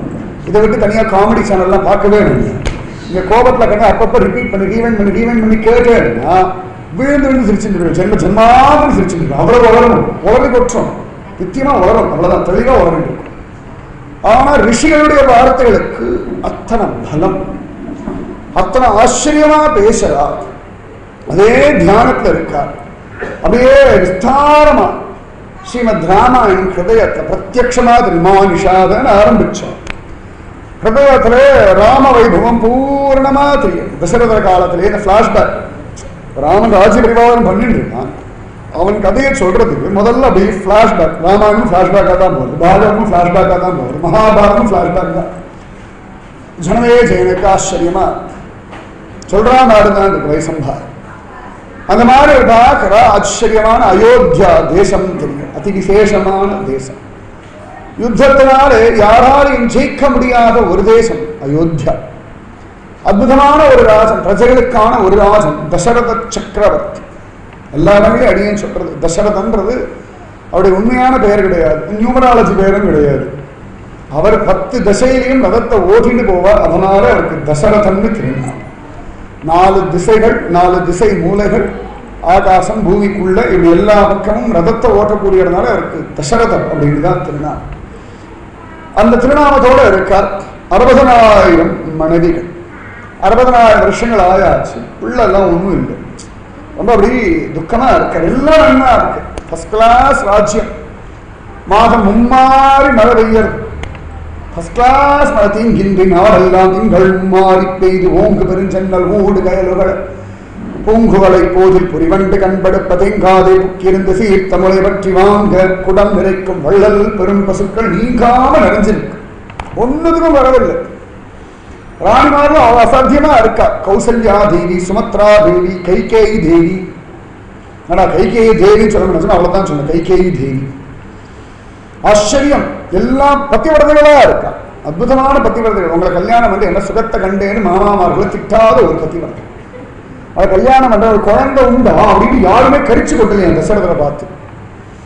ஏன்னா அவ யாருக்குமே கல்யாணம் ஆகி ரொம்ப வருஷம் ஆச்சுன்னு ஒரு ஃபீலிங்கே இன்னும் வரல. இப்பதான் புதுசா கல்யாணமான மாதிரியே இருக்காங்க தசரத சக்கரவர்த்தி. சாதாரண மனுஷாளுக்கெல்லாம் ஆசை 60 நாள், மோகம் 30 நாள், 90 நாள் முடிஞ்சு கொடுத்தா போச்சு. 2 எதிரும் போனியும் தான். எல்லாம் எலியும் பூச்சையுமா தான் இருக்கு. இப்படி அப்படி அப்படி அப்படி யாரும் முடியும் அப்படின்னு. ஆனா தசரதரோ, கைகேயோ, சுமத்ரா தேவியோ, கௌசல்யாவோ, மீது இருக்கிற பத்னிகளோ இப்பதான் புதுசா கல்யாணமான மாதிரி ஃப்ரெஷ்ஷா இருக்காரு. அத்தனை பிரேமையோட இருக்காரு. ஜனங்களுக்கும் ராஜாவிடத்துல அதிமரியாதை. ராஜாவுக்கும் ஜனங்களிடத்துல ஒரு கை குழந்தைகளிடத்துல தாயாருக்கு என்ன வாத்சல்யம் உண்டோ அதுபோல ஒரு வாத்சல்யம். அது ரொம்ப முக்கியம். ராஜாவா இருக்கிறவாளுக்கு பிரஜைகளிடத்துல இது என் குழந்தைகள்னு ஒரு வாத்சல்யம். தன்னுடைய குழந்தைகள் தன்னுடைய ராஜ்யத்திற்கு அத்தனை பேரையும் ஸ்வீகரிக்கக்கூடிய ஒரு மனோபாவம். அந்த மாதிரி எல்லாம் என்ன குலகுரு வசிஷ்டர் அற்புதமான சதாச்சாரி. மந்திரிமார்கள்லாம் சுமந்திரன் அந்த மாதிரி நல்ல விஷயம் தெரிஞ்சவர். ஒரு குறை இல்லை, ஒரே ஒரு குறை, புத்திரன் இல்லை. சத் சந்தான பிராப்தி. என்னதான் கல்யாணம் ஆகாசன ஒரு குழந்தை இல்லை அப்படின்னா ஒரு துக்கமான சில மகாத்மாக்கள் அது பெருசாவே தெரியறது கிடையாது. சுவாமி ராமானுஜர், ஸ்ரீகிருஷ்ண சைத்தன்ய மகாபிரபு, ஜெயதேவர் இவாளுக்கெல்லாம் வம்சம் இருக்கிற மாதிரி இல்லை. ஆனாலும் அவபாடு ஆனந்தமா ஒரு பக்தியை பண்ணி அனுபவிச்சுட்டு போனோம் அப்படின்னு கணக்கு. தசரத சக்கரவர்த்திக்கு தனக்கு ஒரு புத்திரன் இல்லையே, ஒரு குழந்தை இல்லையேன்னு ஒரு துக்கம். பார்த்தார். சரி, ஒரு நாள் தெய்வம் அனுகிரகம் பண்ணும், அந்த நிதானம் வேணும். தெய்வத்தினிடத்துல திருடவிசுவாசம். தெய்வம் அனுகிரகம் பண்ணும். எப்ப கொடுத்தா நம்ம நன்னா அனுபவிப்போமோ அப்ப கொடுக்கும். நம்ம அதுல அஸ்ரத்தையா இருக்கும்போது கொடுக்காது. அஸ்ரத்தையா இருக்கும்போது கொடுத்தோம்னா அந்த வஸ்துவுக்கு மரியாதை இல்லாம போயிடும். அப்புறம் அதை உதாசீனம் பண்ணிடுவோம். அதுக்கப்புறம் இழந்துட்டு அவரா இருந்தா நன்னா இருக்குமேன்னு புலம்பும். அதனால தெய்வம் தகுந்த காலத்திலே கொடுக்கும். எல்லா சமயத்தையும் மழை கொட்டுறது இல்லையே, எல்லா சமயத்தையும் ஒன்று தடுப்பா இல்லையே. அந்தந்த காலத்துல அது கரெக்டா பகவான் ஆர்டரா வச்சிருக்கேன். அப்படி மழைக்காலம், சரத்காலம், ஹேமந்த் ருத்து ஒவ்வொன்றா கிளீனா வச்சிருக்கேன். இதுக்கப்புறம் இது, இதுக்கப்புறம் இது, இதுக்கப்புறம் இது, இதுக்கப்புறம் அப்படி இருக்கும்போது என்ன ஆகுதோ எல்லாம் சரியா நடக்கும். அதுபோல தெய்வம் அனுகிரகம் பண்ணும். நான் இன்னும் ஒழுங்கா பிரயத்தனம் பண்ணல, நான் இன்னும் ஒழுங்கா பிரார்த்திக்கலே. ஒரு ஹிருதயத்துக்குள்ள திருடமான நம்பிக்கை ரொம்ப முக்கியம். பல பேர் நினைச்சுட்டு இருக்கா நான் எல்லாம் ஒழுங்கா பண்ணிட்டேன், தெய்வம் எனக்கு ஒண்ணும் பண்ணவே நினைச்சுட்டு இருக்கா. தெய்வம் எல்லாம் பண்ணிட்டு இருக்கு, நம்ம இன்னும் ஒழுங்கா பிரார்த்தனை பண்ணல. நல்லா ஞாபகம். பிரார்த்தனை சரியில்லைன்றதே குத்தமே ஒழிய தெய்வத்தினிடத்துல ஒரு நாளும் குத்தத்தை சுமத்தாது. சுமத்தினா இன்னும் பக்தி பண்ணலேன்னு அர்த்தம். லோகம் வேணா உங்களை பக்தர்கள்னு கொண்டாடலாம், ஆனா பிரயோஜனம் இல்லை. தெய்வத்துக்கிட்ட ஒரு நாளும் ஒரு குறை கிடையாது. குறை ஒன்றும் இல்லாத கோவிந்தா அப்படிதான் ஆண்டா சொல்ற. தெய்வத்தினிடத்த என்ன குறை கண்டுட்டு சொல்லுங்க. பத்மநாபத்துல என்ன குறை? படுத்து இருக்கிறத குறையா, கிருப பண்றத குறையா, கோவில்ல குறையா, பிரசாதத்தை குறையா, கொடுக்கறத குறையா? எதிலையுமே குறையில்லாத ஒரு வஸ்து. குறையில்லாத வஸ்து எப்படினாலும் 2 மணிக்கே எழுந்துடுறது பாவம் குழந்தை. நம்ம ஒரு நாள் ஒரு தடவை போய் பார்க்கறது, கோவில் போயிட்டு வந்துட்டேன், நீங்க போகிறதுக்கு சமயம் இல்லை, அவா வந்துட்டா. எத்தனை ஏமாத்தி எத்தனை பொய் பேசி அடையும். சத்தியமா நான் சொல்ற பொய். அவா வந்துட்டா, நான் எனக்கு கோவிலுக்கு இறங்கலான்னு நினைக்கும் போது யாராவது வந்து தொலைறா அப்படின்னு. அதே பேரனையோ பேத்தியோ கொண்டு ஸ்கூல்ல இருந்து அழிச்சுட்டு வரணும்னா யார் வந்தாலும் 5 நிமிஷம் எடுக்கும். பேரனை வந்து ஸ்கூல்ல அழிச்சுட்டு வரணும். குழந்தை தனியா நிற்ப ஒரு 5 நிமிஷம் அந்த குழந்தை நிற்கிறத பொறுக்க முடியலன்னா, இப்ப பிறந்த பேரனும் பேத்தி வசத்தினா கோடி கோடி ஜன்மாவா இருக்க பத்மநாபரை எங்க வச்சிருக்கேன்னு நீங்க பாத்துக்கோங்க. பாத்துக்கோங்க. நான் சொல்ற உண்மைகள் கசக்கும். என்னடா அப்படி சொல்றாருன்னு தோணும். சத்தியத்தை சொல்லிட்டு வருடமே பிடிச்சவாடே வருடம் இருங்க. 5 நிமிஷம் கோவிலுக்கு போயிட்டு முடிஞ்சா நீங்களும் அவங்க பார்க்கலாம், சீரியல் பார்க்கலாம், ஓடல் இறங்கினேன். அவ 9 வருஷம் கழிச்சு வரதுமே, எவ்வளவு வருஷம் கழிச்சு, 50,000 வருஷம் கழிச்சு கூட வரதுமே. ஆனா சகசிர கோடி ஜென்மாவா பத்மநாபர் காத்துட்டு இருக்கு. அது மட்டும் ஞாபகம் வச்சுக்கோங்க. துவாரகையில் ஓடி வந்து இங்க படுத்துட்டு இருக்க வஸ்து உங்களோட இருக்க பிரியத்தினால் இங்க வந்து படுத்துட்டார். அங்கேயே படுத்து உங்களையும் பக்கத்துலயே வச்சிருந்துருக்காரு. நித்தியம் பார்க்கணும் பார்க்கணும் பார்க்கணும். ட்ரெயின் ஏறி பஸ் ஏறி ஃபிளைட்டை பிடிச்சலாம் வர வேண்டாம், இங்கே இருந்துட்டே இருக்கான். திருப்பதி பெருமாள் மாதிரி கியூல நிக்க வேண்டாம், கையில ஒரு இதெல்லாம் டைம் தான் கட்டிக்க வேண்டாம், 7 மலை ஏற வேண்டாம், 7 மலை ஏறி அதுக்கப்புறம் லைன்ல நின்று மொட்டையெல்லாம் போட்டு வேண்டாம், தேடி அப்படியே வந்துருக்கான். அதெல்லாம் பத்மநாபருடைய சௌலபியம். அதனாலதான் பத்மநாபருக்கு அழகா பார்க்கறது புருஷாலாம் வந்துருக்கான். அதெல்லாம் பத்மநாபருடைய பரமகாருண்யம். தெரிய மாட்டேங்குது. எப்பொழுதுமே பக்கத்துல இருக்கிற வஸ்துவுக்கு கொஞ்சம் மரியாதை குறைச்சல் தான் அந்த உலகத்துக்கு. அது அடியும் கண்கூடா பார்த்துட்டு தான் இருக்கு. பேர்பட்ட வஸ்து ஒன்னும் கேட்காம கொடுக்கறதுமே கைஞ்சிட்டு இருக்க வஸ்து, இப்படி கூட இப்படியே வச்சுருக்கிற வஸ்து. இந்தா வாங்கிக்கோ வாங்கிக்கோ வாங்கிக்கோ, கையை கீழே நீட்டினா நீட்டமாதே ஒரு அகம் தான். பகவான் பகு சாமத்து, நம்ம தான் பகு அசடு. அவன் பகு சமத்து. அதை நல்லா ஞாபகம் வச்சுக்கோ. தசரதர் பார்த்தா நான் இன்னும் ஒழுங்கா பிரார்த்திக்கிறேன். உண்மை அதுதான். என்ன பெருசா பிரார்த்தனை மாட்டோம். 2 நாள் போய் பத்மநாபா பத்மநாபான்னு கேட்டுட்டா போதுமா? 20 நாள் கேட்டா என்ன? ஒரு 20,000 வருஷம் கேட்டா தான் என்ன? பத்மநாபத்தை கேட்கிற சமயத்துல கிடைக்கல என்ன நல்லதுதான் கேட்டுட்டே பத்மநாபா பத்மநாபா பத்மநாபா கிடைச்சுடுதுன்னா போகணும். கிடைக்காத கிடைக்கணும் கிடைக்கணும் கிடைக்கணும் கிடைக்கணும் கிடைக்கணும் ஆர்த்தி அர்த்தாத்தி ஓடிண்டே. தசரதர் பார்த்தா நான் ஒழுங்கா கேட்கல, கேட்கிற முறைப்படி நான் கேட்கல. சத்தியம் அதுதான். கேட்கிற முறைப்படி நம்ம கேட்டோம்னா கொடுக்கிற முறைப்படி தெய்வம் கொடுக்கும். திரௌபதி ஆரம்பத்துல ஒழுங்கா கேட்கல, கடைசியில ஒழுங்கா கேட்டா கோவிந்தா புந்தரி காட்சா ரட்சணாம் சரணாகனம் உடனே வந்து கொடுத்தா. இல்லையா கேட்கிற முறை சரி, கேட்கறதே இல்லை, இதையோ வளர்த்து வந்து இருக்கும். தசரதர் பார்த்தா உடனே தோணித்து ஒழுங்கா கேட்கணும் அப்படின்னு தோணித்து. உடனே ஒரு அஸ்வமேத யாகம் பண்ணலாம் அப்படின்னு ஒரு மனசுல தோணிடுது. அஸ்வமேத யாகம் பண்ணணும் அப்படின்னு தோணிடுது. உடனே என்ன பண்றது? குரு சரியில்லை. நானும் அவர்கிட்ட சொல்லிட்டே இருக்கு, 60,000 கல்யாணம் பண்ணிட்ட ஒரு குழந்தை இல்லை, நீ எல்லாம் குருவா இருக்கீர, எனக்கு ஏதான ஒரு அனுகிரகம் பண்ணப்படாதான் அதையும் சொல்ல. அதுவும் ரொம்ப முக்கியம். ஆனா ஒண்ணு பகவான் மேல பாயும், இல்லாட்டி குரு மேல பாயும். ஆனா சம்சாரிகள குரங்குகள் தானே, ஒண்ணு இங்கேருந்து அங்கே இருக்கு, அங்கேருந்து இப்படியே தான் பாஞ்சுட்டு. ஒண்ணு குரு மாட்டிட்டாருன்னா பத்மநாபட கத்தினா அவர் பாட்டு தைரியமே கிடப்பார். ஆனா அவர்கிட்ட கொஞ்சம் கத்திக்கிறது ரிப்ளையே பண்ண மாட்டேங்கிறா அப்படின்னா ஒரு கோபம். திரும்பி யாராவது சத்தம் போடுவாள், உடனே அவர்கிட்ட போய் 4 வார்த்தை மாட்டு, உடனே குருதான் மாட்டு. ஆனா தசரத சக்கரவர்த்தி பகவானையும் குத்தம் சொல்லலை, குருவையும் குத்தம் சொல்லலை. ரொம்ப ஆச்சரியமான விஷயம். தசரதன் வசத்தி வசத்தி வசத்தின்னு சொல்லிட்டு இருக்கோம் அப்படின்னா அந்த குணம். அஸ்வமேத யாகம் பண்ணலான்னு புத்தி வந்த உடனே வசிஷ்டரிடத்தை சொல்றார், இந்த மாதிரி பிரபு என்னமோ திடீர்னு உங்க ஆசீர்வாதத்தினால அஸ்வமேத யாகம் பண்ணலாம்னு ஒரு புத்தி வந்திருக்கு, பண்ணலாமா? உங்க உத்தரவுக்காக காத்துருக்கு. வசிஷ்டர் கண்கள்ல ஆனந்த பாஷா பாடா இப்பயாவது தோணித்தேன். எப்பயோ தோணிக்க வேண்டிய விஷயம் வசிஷ்டர் பார்த்துட்டே இருக்க, ரகசியமா சொல்றார், எப்படிலாம் சொல்லி பார்க்கிறார். பட்டவர்தனமா சொல்ல மாட்டார். சில விஷயங்கள் பட்டவர்தனமா சொல்லக்கூடாது, சொல்ல வேண்டிய அவசியம் இல்லை. அப்புறம் இதுக்கு பகவான் மூலன்னு ஒண்ணு கொடுத்துருக்காங்க. சிந்தனா சக்தி உட்காந்து பிள்ளைய பத்தி யோசனை பண்றதுக்கு, பேரனை பத்தி யோசனை பண்றதுக்கு, கட்டிக்க போற பாரியை பத்தி யோசனை பண்றதுக்கு, ஊரை பார்த்த அழகெல்லாம் அனுபவிக்கிறதுக்காக புத்தி. புத்தின்றது குரு சொல்ற விஷயங்கள், பக்தி ஞான வைராக்கியங்களை சிந்தனை பண்ணி பகவத் ஸ்மரணைக்காகத்தான் புத்தி. அதுக்குதான் சிந்தனா சக்தி. சிந்தனா சக்தின்னு ஒன்று இல்லை வச்சுக்கோங்களேன். இன்னைக்கு பத்மநாபர் இந்த வாகனத்துல வந்தாலும் மறந்து போயிடுதுன்னு வச்சுக்கோங்க, கோயில் விட்டு வெளில வரும்போது அவ்வளவு கஷ்டம். சிந்தனா சக்தி எதுக்குன்னா இன்னைக்கு அழகா வந்தா, இது கருட வாகனம் ஒன்னாத்தான் இருக்கு, இந்திர வாகனம் ஒன்னாத்தான் இருக்கு, கமல வாகனம் ஜோராத்தான். இந்த சிந்தனா சக்தி எப்பயோ பார்த்த லட்சணம் ஒன்னாதான் இருக்கு, திருப்பி அடுத்த லட்சத்துக்கு இதுக்காக காத்துன்னு இருக்கேன்னா இந்த சிந்தனா சக்தி இருக்கிறதுனால புத்தியில அப்பப்போ இதை ஸ்மரிச்சுக்கலாம். லட்சதீபம் வந்தான் என்ன சிந்தனா சக்தியே இல்லை. சாப்பிட்றது தூங்குறது இவ்வளவுதான் ஞாபகம் இருக்குன்னா ரொம்ப கஷ்டம். ஆனா அற்புதமான இந்த சிந்தனா சக்தியை திரும்ப திரும்ப மனுஷா திட்டுவா வரணும். அந்த வார்த்தைகளை ஸ்மரிக்கிறதுனே ஒரு சிந்தன சக்தி. யாராவது என்னை கஷ்டப்படுத்துறா அப்படின்னா அவளை பத்தியே ஸ்மரிக்கிறதுக்கு ஒரு புத்தி. இப்படியே தான் நஷ்டமா போயிட்டு இருக்கு. தாயே தந்தை என்றும் தானமே கிளை மக்கள் என்றும் நோயே பட்டு ஒழிந்தேன் ரொம்ப ஆழ்வார் சொல்றார். இதேதான், இதையே சிந்தனை பண்ணிட்டு பகவானுக்கு அனுகிரகமே பண்ணலேன்னு பகவானே சிந்தனை பண்ணல.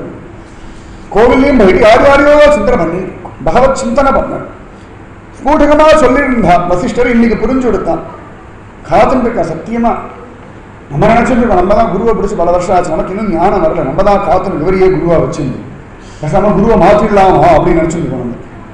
ஆனா குருதான் காத்துன என்னைக்குதான் இதுக்கு புத்தி உரைக்கிறது பார்க்கலாம், என்னைக்குதான் இந்த ஞானத்தை கிரகிக்கிறது பார்க்கலாம், என்னைக்குதான் பகவானை இது கிரகிக்கிறது பார்க்கலான்னு அவளுடைய அசாத்தியமான திருடமான நிதானம் நம்மளை காத்தாத்தின் இருக்கு. கௌசிகன் விஸ்வாமித்திரர் ஆனார் அப்படின்னா அவர் அவசரக்காரர். அவர் அவசரத்திலேயே எல்லாருக்கும் சாபம் கொடுப்பார், கிருஷ்ணனுக்கு லோகம் பண்ணுவார்.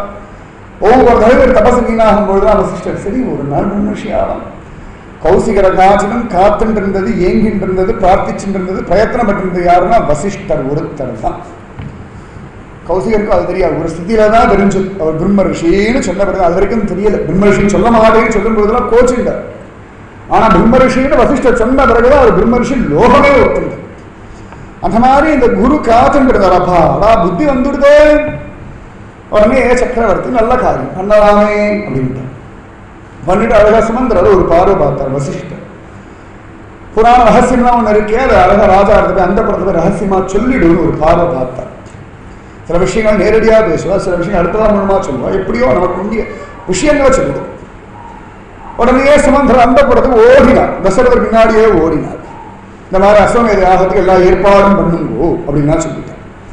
அப்ப சுமந்திரர் சொன்னா, பிரபு உங்களிடத்த ஒரு விஷயம் சொன்னார், முன்னாடி சனத்குமார் அந்த ரகசியத்தை சொல்லியிருக்கார், அதை உங்களிடத்த சொல்லணும்னா இப்பதான் எனக்கு அகஸ்மாத்தா ஞாபகம் வந்து, இவ்வளவுதான் ஞாபகம் வரலை, முன்னாடியே ஞாபகம் வந்து சொல்லப்படாத. அவர் சொல்ல சனத்குமார் முன்னாடியே சொல்லியிருந்தார், தசரத சக்கரவர்த்தி குழந்தை வேணுன்றதுக்கு ஒரு அஸ்வமேத யாகம் பண்ணுவார். அந்த சமயத்துல புத்திர காமேஷ்டி யாகத்தை ரிஷ்யசிங்க மகர்ஷியை கொண்டு பண்ணுவார். அந்த அப்போ ஸ்வயம் பரபிரம்மே அவருக்கு 4 குழந்தைகளை அவதாரம் பண்ணுவார்கள் அப்படின்னு சொல்லி சனத்குமாரன் சொல்லியிருக்கார் பிரபுன்ட்டு. தசரதருக்கு ஆனந்த பாஷம், ரோமாஞ்சனம், மங்களகரமான விஷயம் சொல்றேன். இப்பதான் ஆரம்பிக்கலாம்னு நினைச்சிருக்கேன். அஸ்வமேத யாகத்துக்கான காரியங்கள்லாம் ஆரம்பமா இருக்கு. உடனேயே அவ்வளவு தூரம் அற்புதமான வாக்கியம் சொல்லியிருக்கேள். ரிஷ்யசிங்க மகர்ஷி யாரு அப்படின்ட்டார். உடனேயே சுமந்திரர் சொன்னார், வேற யாரும் இல்லை, உங்களுக்கு க்ளோஸ் ஃப்ரெண்டு இருக்காரு, அங்க தேசத்து ராஜா ரோமபாதர், அவருடைய மாப்பிள்ள தான் ரிஷ்யசிங்கர். ரிஷ்யசங்கர் கதையை வேற விஸ்தாரமா சொல்றார் சுமந்தர். ரோமபாவர் ஒரே சுயநலமா இருந்தார், காரியங்கள்லாம் ஒழுங்கா பண்ணல, அங்கங்க யாக யஜ்ஞாதிகள் பண்ணல, தர்மத்தை ஸ்தாபிதம் பண்ணல. அதனால ஒரு சந்தர்ப்பத்துல அவருடைய ராஜ்யத்துல அங்க தேசம், அந்த ராஜ்யத்துல மழையே இல்லை, பல வருஷங்கள் மழை இல்லை, எல்லாம் நதியெல்லாம் வறண்டு போயிடுத்து, குளத்துல ஜலம் இல்லை. ஜலம் இல்லாததுனால ஆகாரம் இல்லை, ஜனங்கள்லாம் படாத பாடுபட்டு ராஜாவிடத்துல பிரார்த்திச்சணும், ஏதானம் பண்ணுங்க மழை வேணும் அப்படின்னு சொல்ல. உடனே ராஜா நிறைய ரிஷிகள்லாம் கூப்பிட்டு கன்சல்ட் பண்ணான். கடைசியில் ஒரு ரிஷி சொன்னார், இந்த மாதிரி காட்டுல இருக்கிற ரிஷ்யசிங்க உன் தேசத்துக்குள்ள நுழைஞ்சாருன்னா மழை பெய்யும், ஏன்னா நீ பண்ண பாவம் ஜனங்களும் சேர்ந்து படாத பாடுபடும். உன்னுடைய ராஜ்யத்தில் இருக்கிறதுனால அவளுக்கு இந்த துக்கம், பாகிஸ்தான்ல இருக்கிறதுனாலே அவளுக்கு ஒரு துக்கம் வருது பார்த்தாளா, பாரத பூமியில் இருக்கிறதுனாலே நமக்கு நாராயணி, மகாபாரதம், பாகவதம், ஸ்ரீமன் நாராயண் எல்லாம் கிடைக்கிறது, பத்மநாப தரிசனம், சீவேலி இதெல்லாம் இங்கே கிடைக்கிறது. பாகிஸ்தான்ல போனால் எப்போ பாம்பு விடுவாங்க, இன்னைக்கு கூட பாம்பு விட்டுருக்கு, அவள் அடுத்தவா மேலே போடுவான், அவள் மேலே போடுறது 5 பேர் கிளம்பி, இதே பிறப்பாடு வேற வழியே இல்லை. ஆனால் இந்த தேசத்தில் இருக்கிறதுனால நம்ம பாடு விஸ்ராந்திய பத்மநாபரை பார்க்கணும், ஒரு நாராயணியும் கேட்கணும், ராமாயணம் கேட்கணும், பாகவதம் வாயனெல்லாம் பண்றோம், ராமாயணம் வாயனெல்லாம் பண்றோம்னா சுகம், இந்த தேசத்துடைய பலம். அதனால ஜனங்கள்லாம் படாத பாடுபட்டு ஒரு இடத்துல சொல்ல ரிஷிகள்லாம் சொல்லிட்டா, நீ பண்ண பாவம் ஜனங்கள் படாத பாடுபடுறா, இதுக்கு யாக யஜ்ஞங்கள் பரிகாரம் ஒரு பிரயோஜனம் இல்லடாப்பா, ஏதோ கொஞ்சம் பாவம் பண்ணா பரிகாரம் இல்லை, தேசம் முழுக்க பாவமே அதிக்கிரமிச்சிருக்கு, இந்த தேசத்துடைய எல்லா பாவங்களும் போனாதான் மழை பெய்யும், அதுக்கு எத்தனை வருஷம் யஜ்ஞம் பண்றது, அந்த யஜ்ஞம் பண்றதுக்கு ஜலம் வேணும், விதவிதமான வஸ்துக்கள்லாம் வேணும், அதுவும் ராஜ்யத்தை கிடைக்காது. இதுக்கெல்லாம் ஒரே வழி, ஒரு மகாத்மா இந்த தேசத்துக்குள்ள வந்துட்டான்னா மழை கொட்டும். ஒரு மகாத்மா இத்தனை யஜ்ஞங்கள் பண்ணி பரிகாரம் பண்றதை காட்டணும். எது சுலபம் அப்படின்னா, ஒரு மகாத்மா உன் தேசத்துக்குள்ள வந்துட்டா அப்படின்னா மழை கொட்டும். சத்தியம். ஒரு நல்லவா இருக்கான்னு அதுக்காக தான் மழையே பெய்யறது, வேற ஒன்றும் காரணமே கிடையாது. உடனே சொன்ன அவளே சொல்லிட்டா, விபண்டக ரிஷியுடைய பிள்ளை இருக்க ரிஷ்யசிங்க. விபண்டக ரிஷி ஒரு சமயத்துல ஒரு அப்சர ஸ்திரியை பார்த்தா, அவருடைய ரேதஸ் நழுவி விழுந்துடுத்து, அதை ஒரு மான் குடிச்சுடுத்து, அதுக்கு ஒரு ஆண் குழந்தை பிறந்தது தலையில கொம்போடு, அதாவது ரிஷ்யசிங்கர்னு பேர். தலையில ஒத்த கொம்பு உண்டு அவருக்கு. சாதாரணமா சொன்னாங்க தலையில கொம்பு முளைச்சிருக்காங்க, இவர் கொம்பு முளைச்ச ஒரு மனுஷன். கொம்பு முளைச்ச ஒரே ஒரு மனுஷன் யாருன்னு எனக்கு தெரியும், ரிஷ்யசிங்கர் தான். மற்ற யாரும் தலையில கொம்பு கிடையாது. சாதாரணமா யாராவது அகம்பாவம் அவளுக்கு தலையில கொம்பு முளைச்சிருக்குன்னு, அகம்பாவமே இல்லாம தலையில கொம்போட பிறந்த ஒருத்தர் ரிஷ்யசிங்கர். ஆச்சரியமானவர். அவருக்கு ஸ்திரீகள்லாம் தெரியாது, ரொம்ப சுகமான விஷயம். நிஜமாவே சாதாரணமா எல்லாரும் சொல்லுவா ஸ்திரீகள் பாவம், வேதம் சொல்றது புருஷா தான் பாவம். ஸ்திரீகள்லாம் அக்னியா, அக்னி என்கிற பாவம். அது பக்கத்துல நெய் குடத்தை வச்சோம்னா நெய்க்கு கஷ்டமா அக்னிக்கு கஷ்டமா, யோசனை பண்ணி நீங்களே முடிவு பண்ணிக்கணும். வேதம் சொல்லுதா நெய்க்கு தானே கஷ்டம், நெய் குறைஞ்சுட்டே தகிக்கும், அதில் கெட்டியா இருக்கு, அப்புறம் என்ன ஊருக்கும், அப்புறம் இல்லாமலே. அதனால ஸ்திரீகள் அக்னி ஸ்வரூபமா இருக்கா, புருஷாலாம் நெய் குடம். சத்தியத்தை நான் சொல்றேன், வேதம் சொல்றது அப்படியே, ஏதோ கல்யாணம் ஆகுது அதனால சொல்றேன்னு நினைச்சுடாது, எது சத்தியமோ அதை சொல்லி வேதம் அப்படியே தான் சொல்றது. அந்த மாதிரி ரிஷ்யசிங்கருக்கு ஸ்திரீகள்லாம் தெரியலையா, அதே மாதிரி நகரத்து ஜனங்கள் தெரியலையா, பட்டணத்துல ஜனங்கள் இருக்கா இல்லையா, அவளுடைய பாஷை, அவர்களுடைய ஆகாரம், அனுஷ்டானம் இல்லாத ஒரு வாழ்க்கை, இதெல்லாம் அவருக்கு தெரியல. அவர் எப்பொழுதும் அனுஷ்டானம், பகவத் தியானம். அவருக்கு தெரிஞ்ச ஒரே ஒருத்தர் அவர் அப்பா தான். விபண்டக ரிஷியை தவிர அவர் யாரும் தெரியாது. நிஜமாவே அப்படிலாம் இருந்து பார்த்தேன்னா தெரியும், அப்பாடான் இருக்கும். இந்த 4 பேர் தெரிஞ்சு கொடுத்த நான் படுற பாடு கொஞ்சம் நெஞ்சம் ஒன்றும் வேண்டாம். பத்மநாபர் சீவேலி நம்ம ஓடி இருக்கோம், தெருவில் தெரிஞ்சு 5 பேர் இதெல்லாம் பார்த்து சிரிச்சுட்டு தான் போகணும், இல்லைன்னா கஷ்டம். அடுத்த நம்மளை அகம்பாவிடுவார், அவளுக்கு இப்போ திமிரு ஜாஸ்தியாக எடுத்துவிடுவார். யாரையுமே தெரியலன்னா நம்ம உண்டு பத்மநாபர் ஓடி போய் நிற்கிறான், பரம சுக்கம் அதெல்லாம். அதனால அவருக்கு யாரையுமே தெரியாது. அந்த ரிஷ்யசிங்கர் உன் தேசத்துக்கு வரணும்ட்டார். உடனே அந்த ரிஷிகள் பிராமணாலே கூப்பிட்டு நீங்க போயிட்டு வாங்கினாலும் சொன்ன, ஐயோ ரொம்ப வேண்டாம், விபண்டகர் சர்வ ஜாகிரதையா தன் பிள்ளையை காப்பாத்தின்னு இருக்கார். நகரத்து ஜனங்களிடத்துல குழந்தைகள் மாற்றிண்டா என்ன பாடுபடும் அவருக்கு. அந்த காலத்திலேயே இப்ப திரேதாயுகத்திலேயே பட்டணத்தில் இருக்கிற ஜனங்களிடத்தை தன் பிள்ளை மாற்றிண்டா என்ன பாடுபடுவான்னு அவருக்கு தெரிஞ்சிருக்கு. அதனால எங்களுக்கு சாபம் கொடுத்துருவார் முடியாதுன்ட்டார். உடனே மந்திரிமார்கள்லாம் கேட்டாராம் ராஜா. மந்திரிமார்கள் சொல்லிட்டு அதுவும் நடக்காதுன்ட்டார். கடைசியில ராஜா பார்த்தார், இந்த வேசிகள் தேவதாசிகள்லாம் இருப்பார், அவர்கிட்ட விஷயத்தை சொல்லி யாராலையும் முடியல, நீங்க தான் எப்படியாவது அவர் மயக்கி எல்லாம் அழிச்சுண்டு வரணும்ட்டார். தேவதாசிகளுக்கும் பயம், இருந்தாலும் பரவாயில்ல, ராஜ்யம் நன்னா இருக்கணும்னு சொல்லி ராஜ்யத்துடைய க்ஷேமத்துக்காக கிளம்புறோம் அப்படின்ட்டாங்க. அவளுக்கு ஒரு பக்கம் சந்தோஷம், யாராலையும் முடியாத காரியத்தை நம்மளை நம்பி ராஜன் கொடுத்துருக்கான் அப்படின்னா நம்முடைய அழகுக்கு ஒரு பலம் இருக்குன்னு அவள் கிளம்பினான். அழகா அவ பாட்டு காட்டுக்க போயாச்சு, நிறைய வஸ்திரங்கள்லாம் எடுத்துன்னு இருக்கா, விதவிதமா பக்ஷணங்கள்லாம் எடுத்துன்னு இருக்கா. நேர விபண்ட ரிஷிக்கு ஆசனத்துக்கு போல அவ பாட்டுக்கு ஒரு இடத்துல நின்று எந்த இடத்துல ஒரு வருவார் எல்லாம் கேட்டு அவர் நித்தியம் பழம் எடுக்கிறதுக்கு சமைத்து எடுக்கிறதுக்கு எந்த பக்கம் வருவாரோ அந்த இடத்துல ஒவ்வொரு நாளும் ரகசியமா விபண்டகர் இல்லாத சமயமா பார்த்து பாட்டெல்லாம் பாடிட்டு இருக்கா. பாட்டு பாடுங்க அவ பாட்டுக்கு ஆடிட்டு எல்லாம் பண்ணிட்டு இருக்கா. ஸ்ரீமத் ராமாயணத்துல 3 இடத்துல எதிர்ச்சையான்னு, மற்ற இடங்கள்லாம் எதிர்ச்சையாவே கிடையாது. 3 இடங்கள்ல எதிர்ச்சையா அப்படின்னு. அதுல முதல்ல இந்த 3 எதிர்ச்சையா தான் ராமாயணத்துல மேஜர் டேர்னிங் பாயிண்ட். இந்த டிவி சீரியல்லாம் ஃபர்ஸ்ட் கிளாஸ் டேர்னிங் பாயிண்ட். அந்த மாதிரி ஸ்ரீமத் ராமாயணத்துல இந்த 3 எதிர்ச்சையா தான் அற்புதமான டேர்னிங், கதையை மாறிடுது. அந்த முதல் எதிர்ச்சையா இங்கதான். பாட்டுக்கு ரொம்ப நாளா காத்துன்னு இருக்கா, வருவா அப்படின்னு பார்த்தா அந்த இடத்துல வால்மீகி ஆஜகாம எதிர்ச்சையா ஒரு நாள் ரிஷ்யசிங்கர் வந்துட்டாங்க. எதிர்ச்சையா அப்படின்னாலே தெய்வ இச்சையா, பகவத் சங்கல்பத்தினாலே வந்தார். இவரா ஆசைப்பட்டு வர சமயத்துல யாரோ ஒருத்தர் எங்கேயோ நம்ம ஊர்ல பழக்கப்பட்டுருவோம், இல்லாட்டி பள்ளிக்கூடத்துல கூட படிச்சிருப்பா, வாசிச்சிருப்பாங்க. ஒரு 20 வருஷம் கழிச்சு ஒன்று வெளிநாட்டிலையோ வெளியூர்லையோ ட்ரெயின்லையோ பஸ்லையோ சொல்லுவோம், எதிர்ச்சியா வாழை பார்த்தீங்க. 2 பேரும் ஆசைப்பட்டு வாழை பார்க்கணும்னு பிரார்த்தனைலாம் பண்ணல. தெய்வ இச்சை, இத்தனை வருஷம் கழிச்சு இவா இங்க மீட் பண்ணணும்னு இருக்கு, பகவத் சங்கல்பம். அந்த மாதிரி எதிர்ச்சியா பகவான் பார்த்தான். பின்னாடி ராமாயணம்லாம் வரணும், அதுக்கு முதல்ல இவரை கொண்டு வந்து இவ இடத்தை கொண்டு சேர்க்கணும்னு முடிவு பண்ணி எதிர்ச்சையா ஆஜகாம. ஆச்சரியமா எதிர்ச்சையா பகவான் இவ இந்த தேவதாசிகள்லாம் இருக்கும்படியான ஒரு ஸ்தலத்துக்கு இவர் அழைச்சிட்டு வந்துட்டான். உடனே அவளுக்கெல்லாம் பரமசந்தோஷம். உத்து பார்க்குற இந்த மாதிரி அவள் மனுஷால பார்த்ததே இல்லை. தலையில பின்னிண்டு, கண்ணுக்கெல்லாம் மை தீட்டிண்டு, அழக வாய் உடலெல்லாம் அழக லிப்ஸ்டிக்கெல்லாம் இட்டுண்டு, அலங்காரம் எல்லாம் பண்ணிண்டு, தலைநடைய பூவை வச்சுண்டு, ஆடிண்டு பாடிண்டு குதிச்சுண்டு, அவர் ரிஷிகள்லாம் உள்ளியா எலும்பும் தோலுமா பாவமா பெரிய முரட்டு காடி வச்சுண்டு, தலையில ஜடாமுடி தரிச்சுண்டு, இப்படியே நின்று இல்லாட்டி உட்காந்து இந்த மாதிரி இருக்கிறவாளை பார்த்துருக்காரு. இப்படியே இந்த மாதிரி ஒரு பார்த்தது.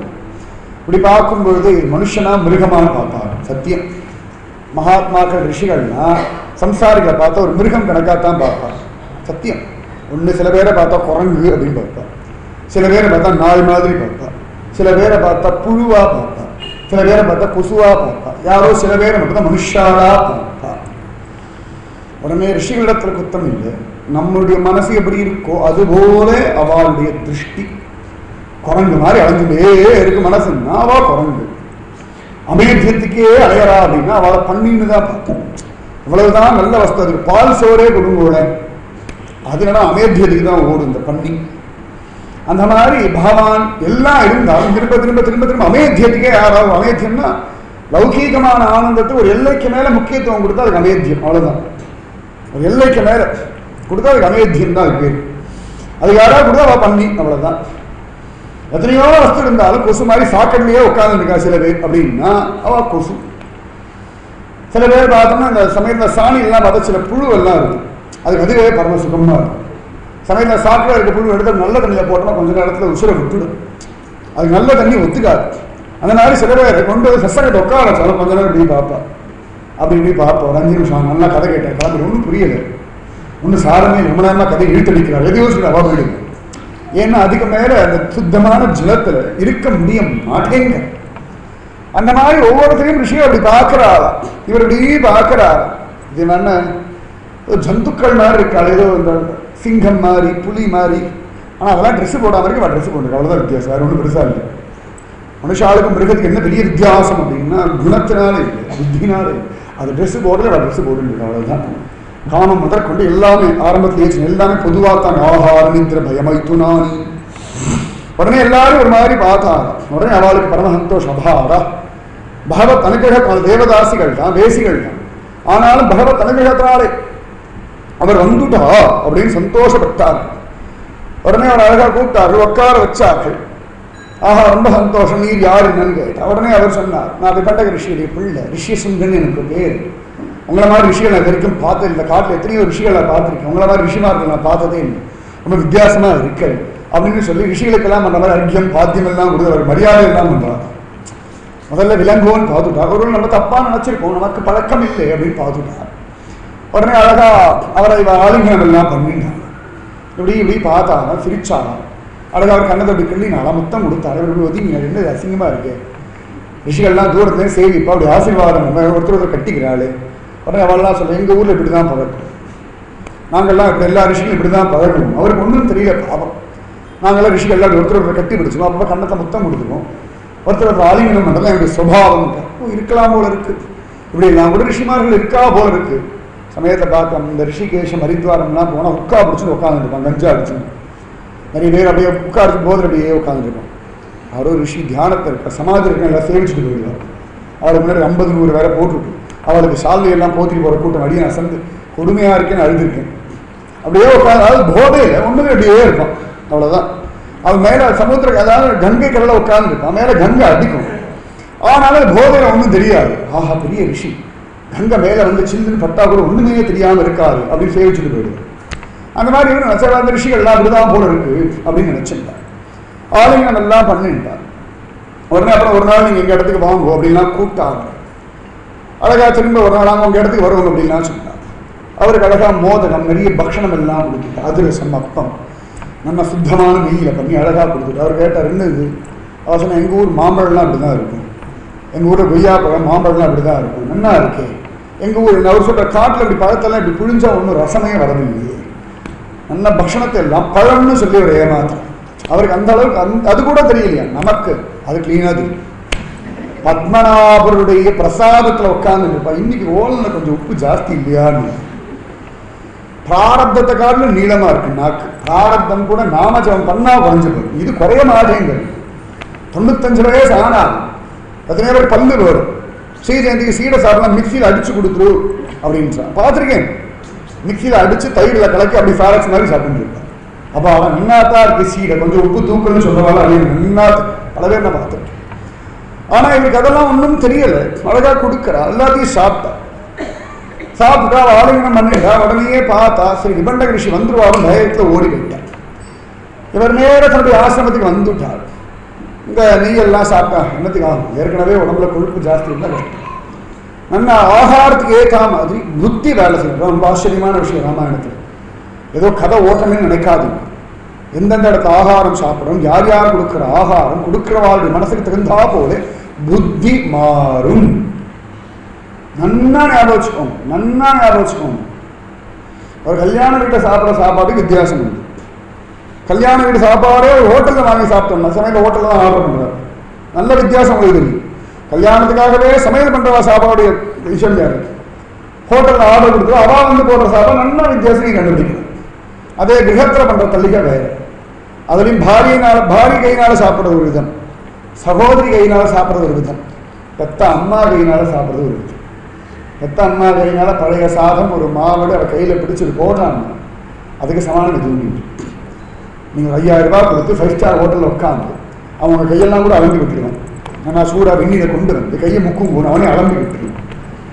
அப்போ கூட டேஸ்ட் வேணா இருக்கலாம், நீங்கள் சொல்ல மாதிரி கிளீனாக ஹைஜீனிக்காக இருக்கலாம். அம்மாவுடைய வாஞ்சை 1% கூட அது வரவே வராது. பழைய சாதமாக இருந்தாலும் அம்மா கையில் சாப்பிட்றது அதெல்லாம் பரமசுகம். சாஸ்திரம் சில விஷயங்கள் சொல்றது இதெல்லாம் பரமபாக்கியம் அப்படின்னு சொல்றது, அதெல்லாம் பாக்கியமா. அம்மா கையினாலே ஆகாரம் சாப்பிட்றது அது வராது. அதனாலதான் இதெல்லாம் ரொம்ப முக்கியமான விஷயம். அவருக்கு இந்த மாதிரி ஆகாரம் இது வரைக்கும் சாப்பிடல. இந்த ஆகாரம்லாம் சாப்பிட்டோன்னா உடம்பு என்னமோ பண்றது, மனசு ஒரு இடத்துல நிலையா நிற்க மாட்டேங்கிறது. அதுக்குதான் பெரியவாலாம் ஏகாதசிக்கு உபவாசம்னு சொல்றாங்க. எப்படி பஜனை பண்ண முடியாதோ அப்படின்னு ராமோ அப்படின்னு ராமன் ஏப்பம் விட்டுருவாங்க, கிருஷ்ணா அப்படின்னு ஏப்பம் வரும். மற்ற எப்படி சேரி கூட கிருஷ்ணன் ஏப்பம் விட்டுருவாங்க. கிருஷ்ணன் ஏப்பம் விட்டாலும் பரவாயில்ல, அதுவும் பண்ண மாட்டேங்குது.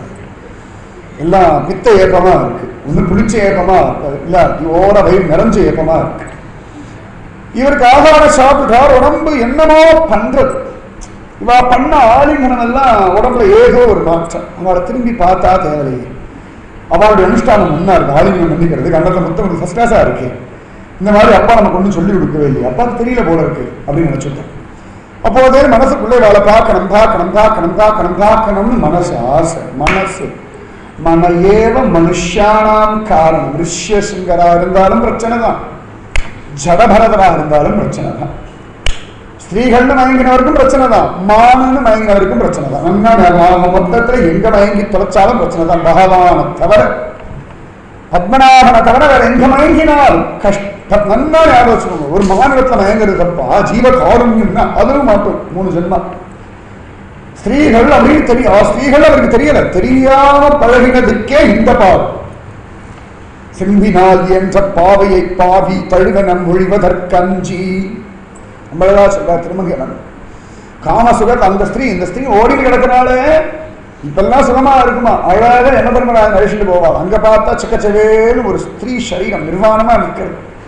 உடனே யமதூதர்கள்லாம் சொல்றா, போ கட்டி பிடிச்சி போய் தான் ஆசைப்பட்டேன். ஆமா, ஹாஹா ஃபர்ஸ்ட் கிளாஸ் நல்லா இருக்கு நரகலோகம்னு ஓடி போய் கட்டி பிடிச்சோன்னு தெரியறதா.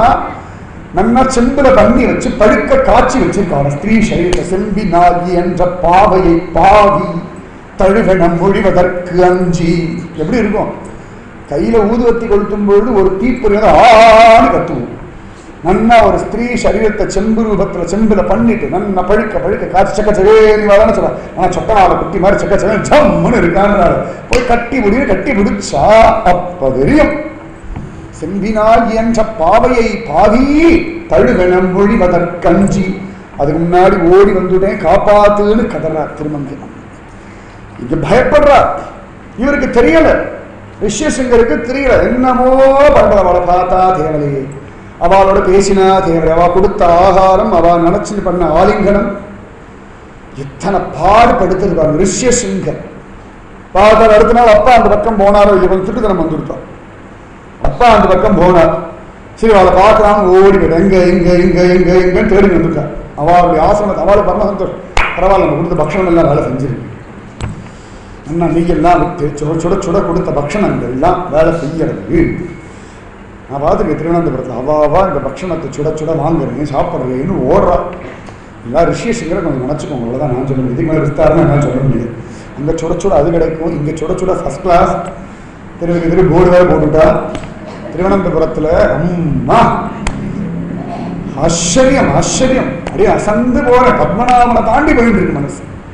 பத்மநாபன் பெருசுன்றதை காட்டிலும் ஓடிட்டு கிடக்க ஓடுற பார்த்தவா கொடுத்த பக்ஷணம் எல்லாம் வேலை செஞ்சுடுத்து ஓடி வந்தார்.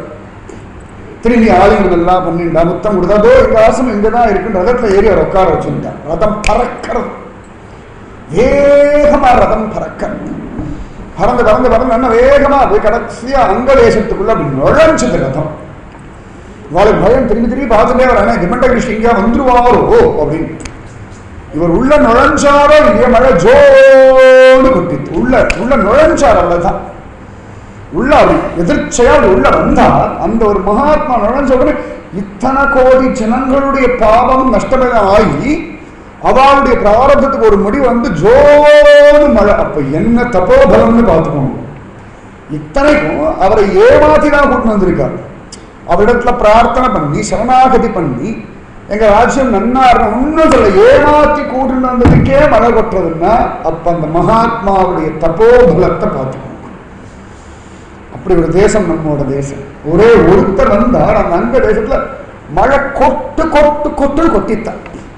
அது ரொம்ப நாளா மழையே இல்லாத ஊர். அத்தனை பேருக்கும் ஆனந்தம். ஏரி குளமெல்லாம் நிறைஞ்சு கொடுத்து, நதியெல்லாம் ஜலம் பெருக்கெடுத்து ஓடுறது, வெள்ளம் அடிச்சுட்டு போகிறது, பரம சந்தோஷம். அப்பதான் அவருக்கு ஒண்ணு ஏதாவது ஜெயகோஷம்டா, ஜெய் ஸ்ரீ ரிஷ்யசிங்க மகரிஷிக்கு ஜெய் அப்படின்னு சொன்னாங்க. பார்த்தா கூட்டம் கூட்டமா கூட்டம் கூட்டமா. இவர் பார்த்தா ஏதோ 5 மிருகத்தை பார்த்தோம்னு, ஊர் முழுக்க மிருகமா இருக்கு. நகரத்து ஜனங்களை பார்த்தா எல்லாம் மிருக கூட்டமா இருக்கு. அப்பதான் அவருக்கு புரிஞ்சு போயிடுத்து, தன்னை ஏமாத்திட்டா அப்படின்னு தெரிஞ்சு போயிடுது. உடனே கோபம் வந்துடுத்தான். சாபம் கொடுக்கலாம், அப்படி கையை ஓங்கினார், கையடி நீட்டினார். ரோமபாதர் ஓடி வந்து அப்படி காலை படிச்சுட்டார். மன்னிக்கணும் பிரபு, அதை ஏமாத்தி தான் அழிச்சுட்டு வந்து சத்தியம். ஆனாலும் வேற வழி இல்லாம நம்முடைய தோப்பனாரத்தை பிரார்த்திச்சுன்னு உங்களை அழிச்சுட்டு வர முடியாது. பிரஜைகள் சுகப்படணும், இத்தனை ஜீவர்கள் ஜலம் இல்லாம படாத பாடுபடுற, அதுக்காக கூட்டிட்டு வந்த மன்னிக்கணும். இந்த காலில் விழுந்த உடனேயே இந்த கோபம் மாறி போயிடுது. அவ்வளவு பலம். ஒரு மனுஷாவுடைய காலில் விழுந்தாலே அதுக்கு ஒரு மரியாதை. ஒரு மகாத்மா காலில் விழுந்தா அவ்வளவு மரியாதை. பகவானுடைய காலில் விழுந்தா அத்தனை மரியாதை. வரைக்கும் ரோமபாதர் அஞ்சலி தான் நம்ம அஞ்சலி. அந்த அஞ்சலிக்கு அவ்வளவு பலம். இந்த பார்க்க எலெக்ஷன் வந்துடுச்சு, யாரை பார்த்தாலும் இப்படியே இருக்காரு. அப்படியே நீங்க பார்த்தேன், ஆஹா ஒரு ஓட்டு விழறதுக்கு அவன் யாரு என்ன சின்ன பக்கத்துல அவர் இப்படின்னுவா, அதுக்கு ஓட்டே கிடையாது, அதுக்கு ஓட்டே கிடையாது, அதெல்லாம் பார்த்து இப்படி இப்படின்னுவா, யாரை பார்த்தாலும் இப்படி இப்படின்னுவா.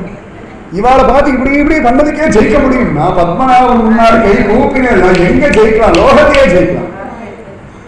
அல்ப மனுஷா அவ்வளவுதான். இவாளை நம்பி ஒரு குடும்பத்தில் 4 ஓட்டு இருக்கும், 2 ஓட்டு இருக்கும், அது 2 பேர் ஃபாரின்ல இருப்பாங்க, மீது 2 பேர் இருப்பாங்க, அது 2 பேர் ஐடி வேறு இருக்காரு, ஏதோ ஒரு ஒருத்தருக்கு கஷ்டம், அந்த ஒருத்தருக்கு ஐடியே ஒரே ஒரு ஓட்டு, அந்த ஒத்த ஓட்டு இப்படி இப்படி ஜீப்ல வந்து இப்படி இப்படி பார்க்கலாம் பார்த்துட்டு இப்படி கை கூப்பிட்டே இருந்தா இதுக்கே ஒரு பலம் உண்டு. ராஜ்ய பரிபாலன பிரதிநிதியாகனா பத்மநாபன் முன்னாடி அஞ்சலி பரமமுத்ரா. என்ன கிடைக்காது சொல்லுங்க, ஜெகத் ரக்ஷகன் ஜெகநாதன் சர்வலோக ரக்ஷகன் சர்வலோக சரண்யம் படுத்து கிடக்கிறான். அவன் முன்னாடி கை கூப்பினா எதனா சம்பாதிக்க, எல்லாத்தையும் சம்பாதிக்க. ரோமபாவர் கையை கூப்பிட்டார், மன்னிச்சுடுங்கோ. அதாவது நமக்கே நன்னாது எவ்வளவோ பாவம் வந்து கூட வந்து கையை கூப்பினா ஓட்டு போட்டுரும், பரவாயில்ல கை கூப்பினதுக்காக போட்டு. நம்ம பார்த்து சிரிச்சார், சமயத்தில் வேற சொல்லுவார், என்னை பார்த்தார் சிரிச்சார், என்னை பார்த்து இப்படி இப்படிலாம் பண்ணார். அதுக்கே அவ்வளோ பலம் இருக்கு அப்படின்னா பகவானிடத்தை பண்ணியாச்சு, மகர்ஷிகளிடத்தை பண்ணியாச்சுன்னா பலம் உண்டு. ரோமபாதர் மன்னிச்சுடுங்கோ, ரட்சிக்கணும் ரட்சிக்கணும்னு சொன்ன உடனே சமாதானம் ஆனார்.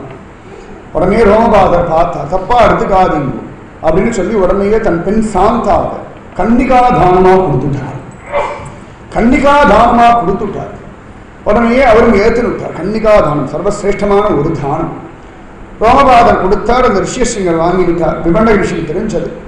சரி பிள்ளை கல்யாணம் வந்து சௌக்கியமா இருக்கட்டும்னு விட்டுட்டார். அதுக்கு மேல ஒன்றும் சாபம் கொடுக்கல, ஏன்னா கல்யாணம் ஆயிடுச்சு. அந்த குழந்தை நன்னா இருக்கணுன்றதுக்காக சாதாரண நன்னா இருக்கணுன்றதுக்காக பெருசா சாபம் கொடுக்கல. ஆனந்தமா அவர் இருந்துட்டு இருக்கார். அந்த ரிஷ்யசிங்க மகரிஷியை கொண்டு நீர் ஒரு புத்திர காமேஷ்டி ஆகம் பண்ணேன்னா சத்தியமா ஒரு குழந்தை பிறக்கும்னு சனத்குமார சொல்லியிருக்கார்.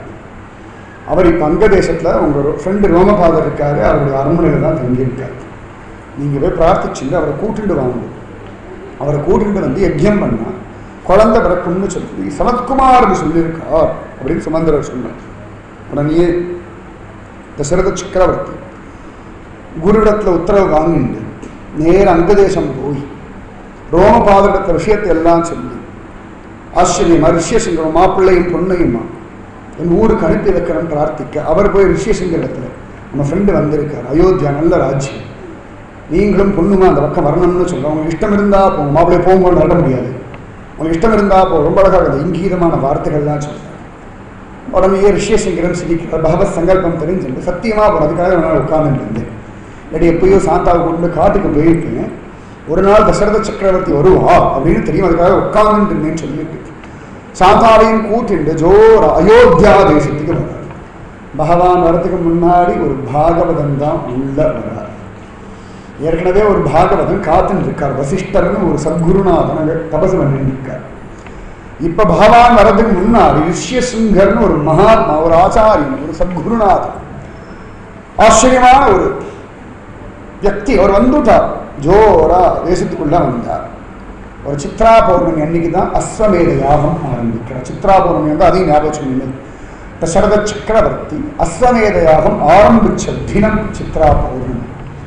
அழகா ஒரு வருஷம் முடிஞ்சது. அஸ்வமேத யாகம் எல்லாம் அழகா பண்ணி முடிச்சார். எல்லாருக்கும் தட்சிணை எல்லாம் கொடுத்தார். சபாபா அஸ்வமேத யாகம் முடிஞ்சுடுத்து அப்படின்னு தசரத சக்கரவர்த்தி நினைச்சார். உடனே ரிஷ்யசிங்கர் சொன்னார், அப்படியே விடாம புத்திர காமேஷ்டி யாகம் பண்ணிடுவோம், கேப் வேண்டாம், ஏன்னா திரும்பி எல்லாரையும் கூட்டிட்டு வந்து திரும்ப எல்லாம் நல்ல காரியத்தை ஆரம்பிக்கிறது கஷ்டம், அதனால இப்ப எல்லாம் தயாரா இருக்கு. இது கூடவே அப்படியே ஒரு புத்திர காமேஷ்டி யாகத்தையும் பண்ணிட்டோம் அப்படின்னா உன்னுடைய ஆசை நிறைவேறும் அப்படின்னு சொல்லி ஆச்சரியமா சொல்லிட்டார் ரிஷ்யசிங்க மகரிஷி. உடனே ராஜாவும் பரம சந்தோஷப்பட்டார். உடனே அற்புதமா குலதெய்வத்தை பிரார்த்தனை பண்ணிக்கோ, குலதெய்வத்தை உபவாசம் இருங்கோ அப்படின்லாம் சொல்ல.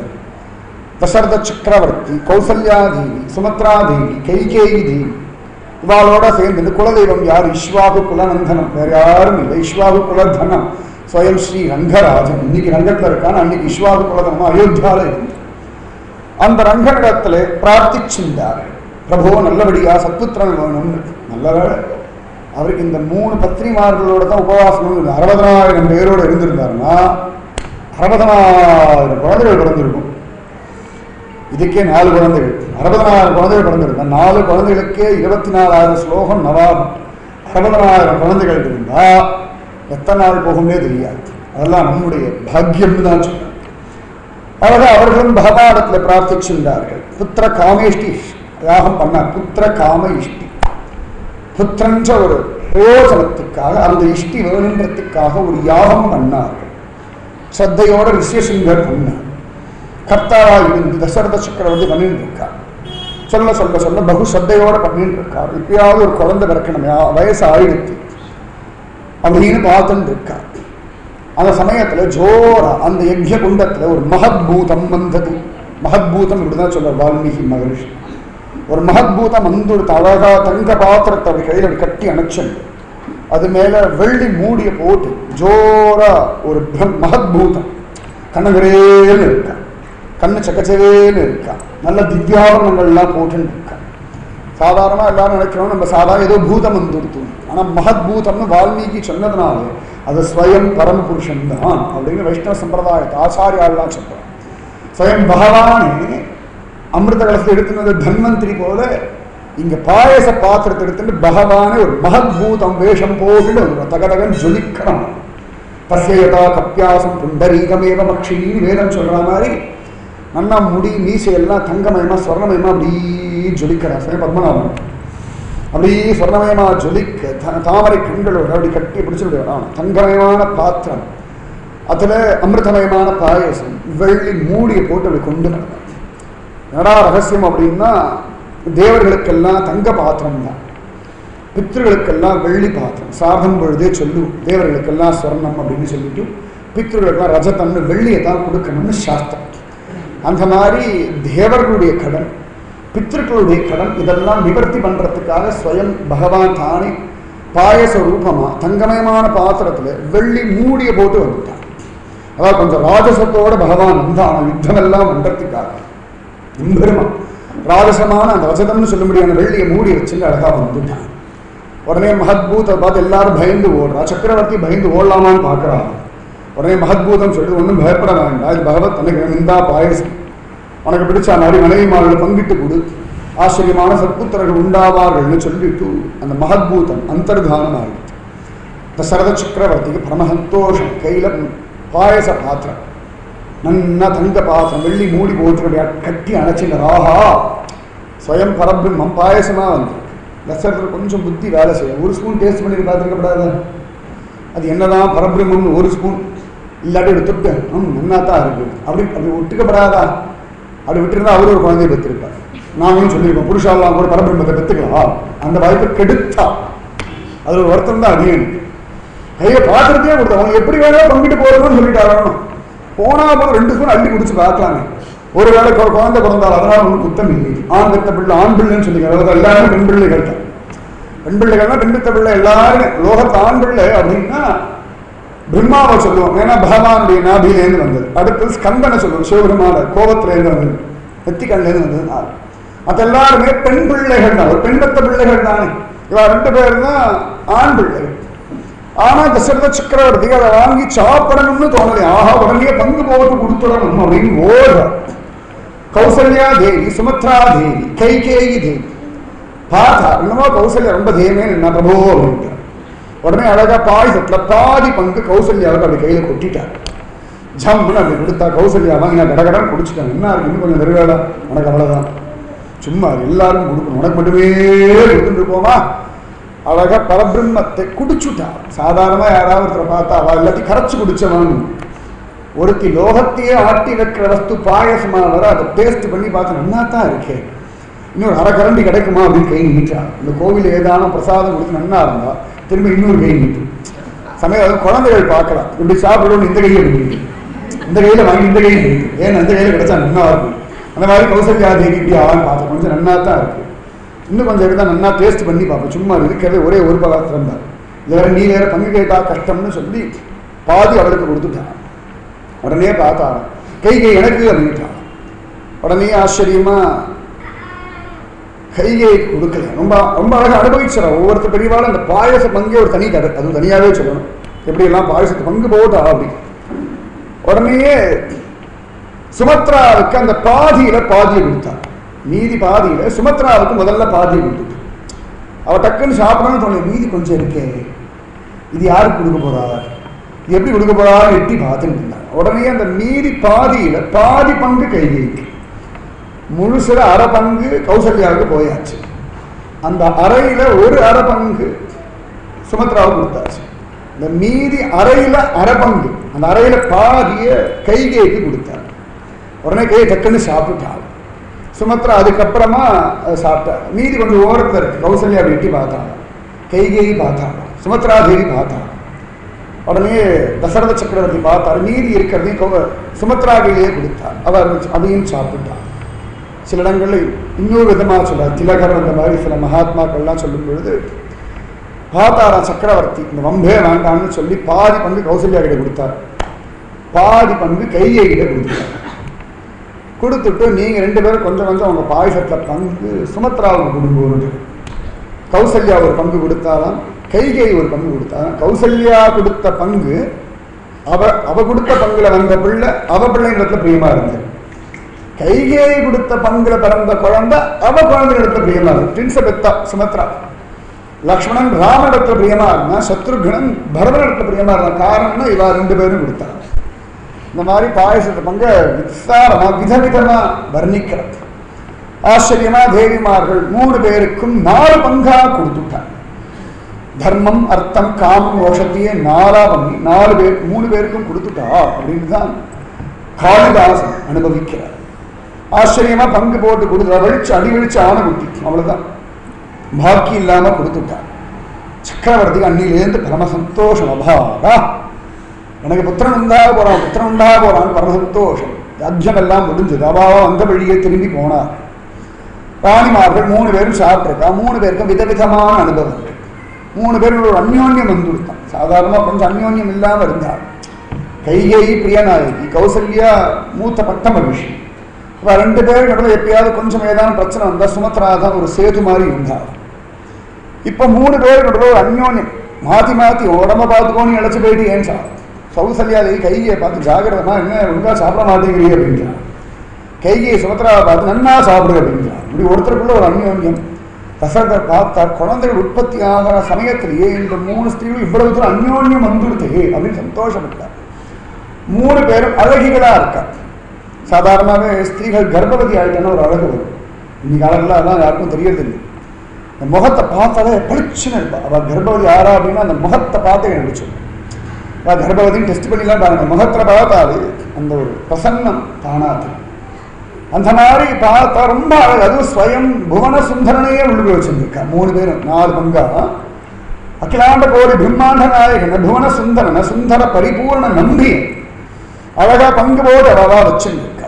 3 பேரும் அழகா கொஞ்சம் கொஞ்சமா சாயுடைய வயிறு அப்படி நிறைய இருக்கும். இந்த கர்ப்பத்தில் குழந்தை வளர வயிறு நிறைய இருக்கும். இந்த கர்ப்பம் அப்படின்னு அதிகம் முதல்ல குட்டியா இருக்கும். அப்புறம் கொஞ்சம் கொஞ்சமா அந்த வஸ்து பெருசாக வயிறு நிறைய இருக்கும். ஆண்டாள்லாம் நாச்சியார்கள் சாயுடைய வயிறு வேணுண்டா கிச்சா வயிறு, அதாவது உன் பிள்ளைய பெற்றுக்கணும், எனக்கு ஒரு சாயுடைய வயிறு கொடு அப்படின்னு தான் நாச்சியாற்றுங்களை கேட்க. அந்த மாதிரி பாக்கியத்தோட இவ கர்ப்பத்துல ஸ்வயம் பராபுருஷனே ஆச்சரியமா வளர்ந்துட்டு இருக்கான். நாளைக்கு ஜனிப்பான். ராதே கிருஷ்ணா ராதே கிருஷ்ணா கிருஷ்ணா ராதே ராதே கிருஷ்ணா கிருஷ்ணா ராதே ராதே கிருஷ்ணா கிருஷ்ணா ராதே ராதே கிருஷ்ணா கிருஷ்ணா ராதே ராதே கிருஷ்ணா கிருஷ்ணா ராதே ராதே கிருஷ்ணா கிருஷ்ணா ராதே ராதே கிருஷ்ணா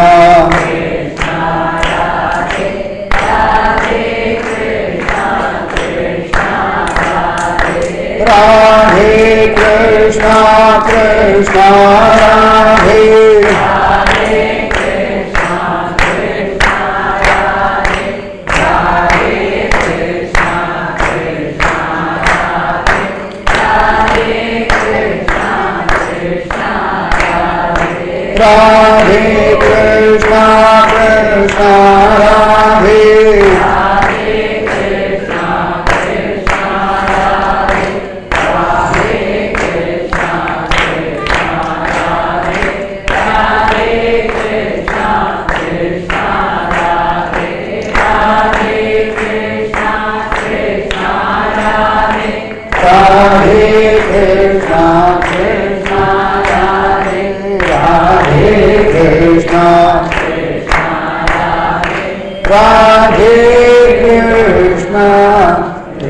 कृष्णा राधे।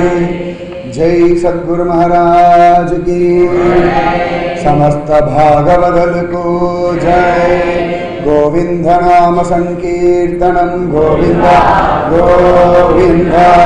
जय जानकी कांत स्मरणम जय जय राम राम।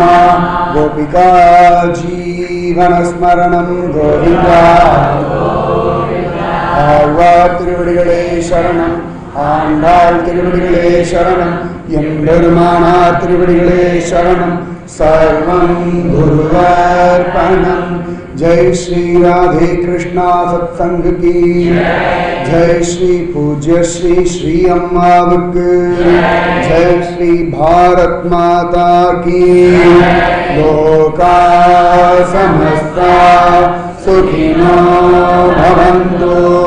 लोका समस्ता सुखिनो भवन्तु। लोका समस्ता सुखिनो भवन्तु। ओम शांति शांति शांति। जय श्री इंदु माता की जय। श्री श्री श्री अनंत पद्मनाभ स्वामी की। எல்லா பக்தாலும் அங்கேருந்து சேவிச்சுட்டு வேகமாக கிளம்புவோம். ஸ்ரீவேதிக்கு நேரமாக ராதே கிருஷ்ணன். உன்னையும் சீக்கிரமாக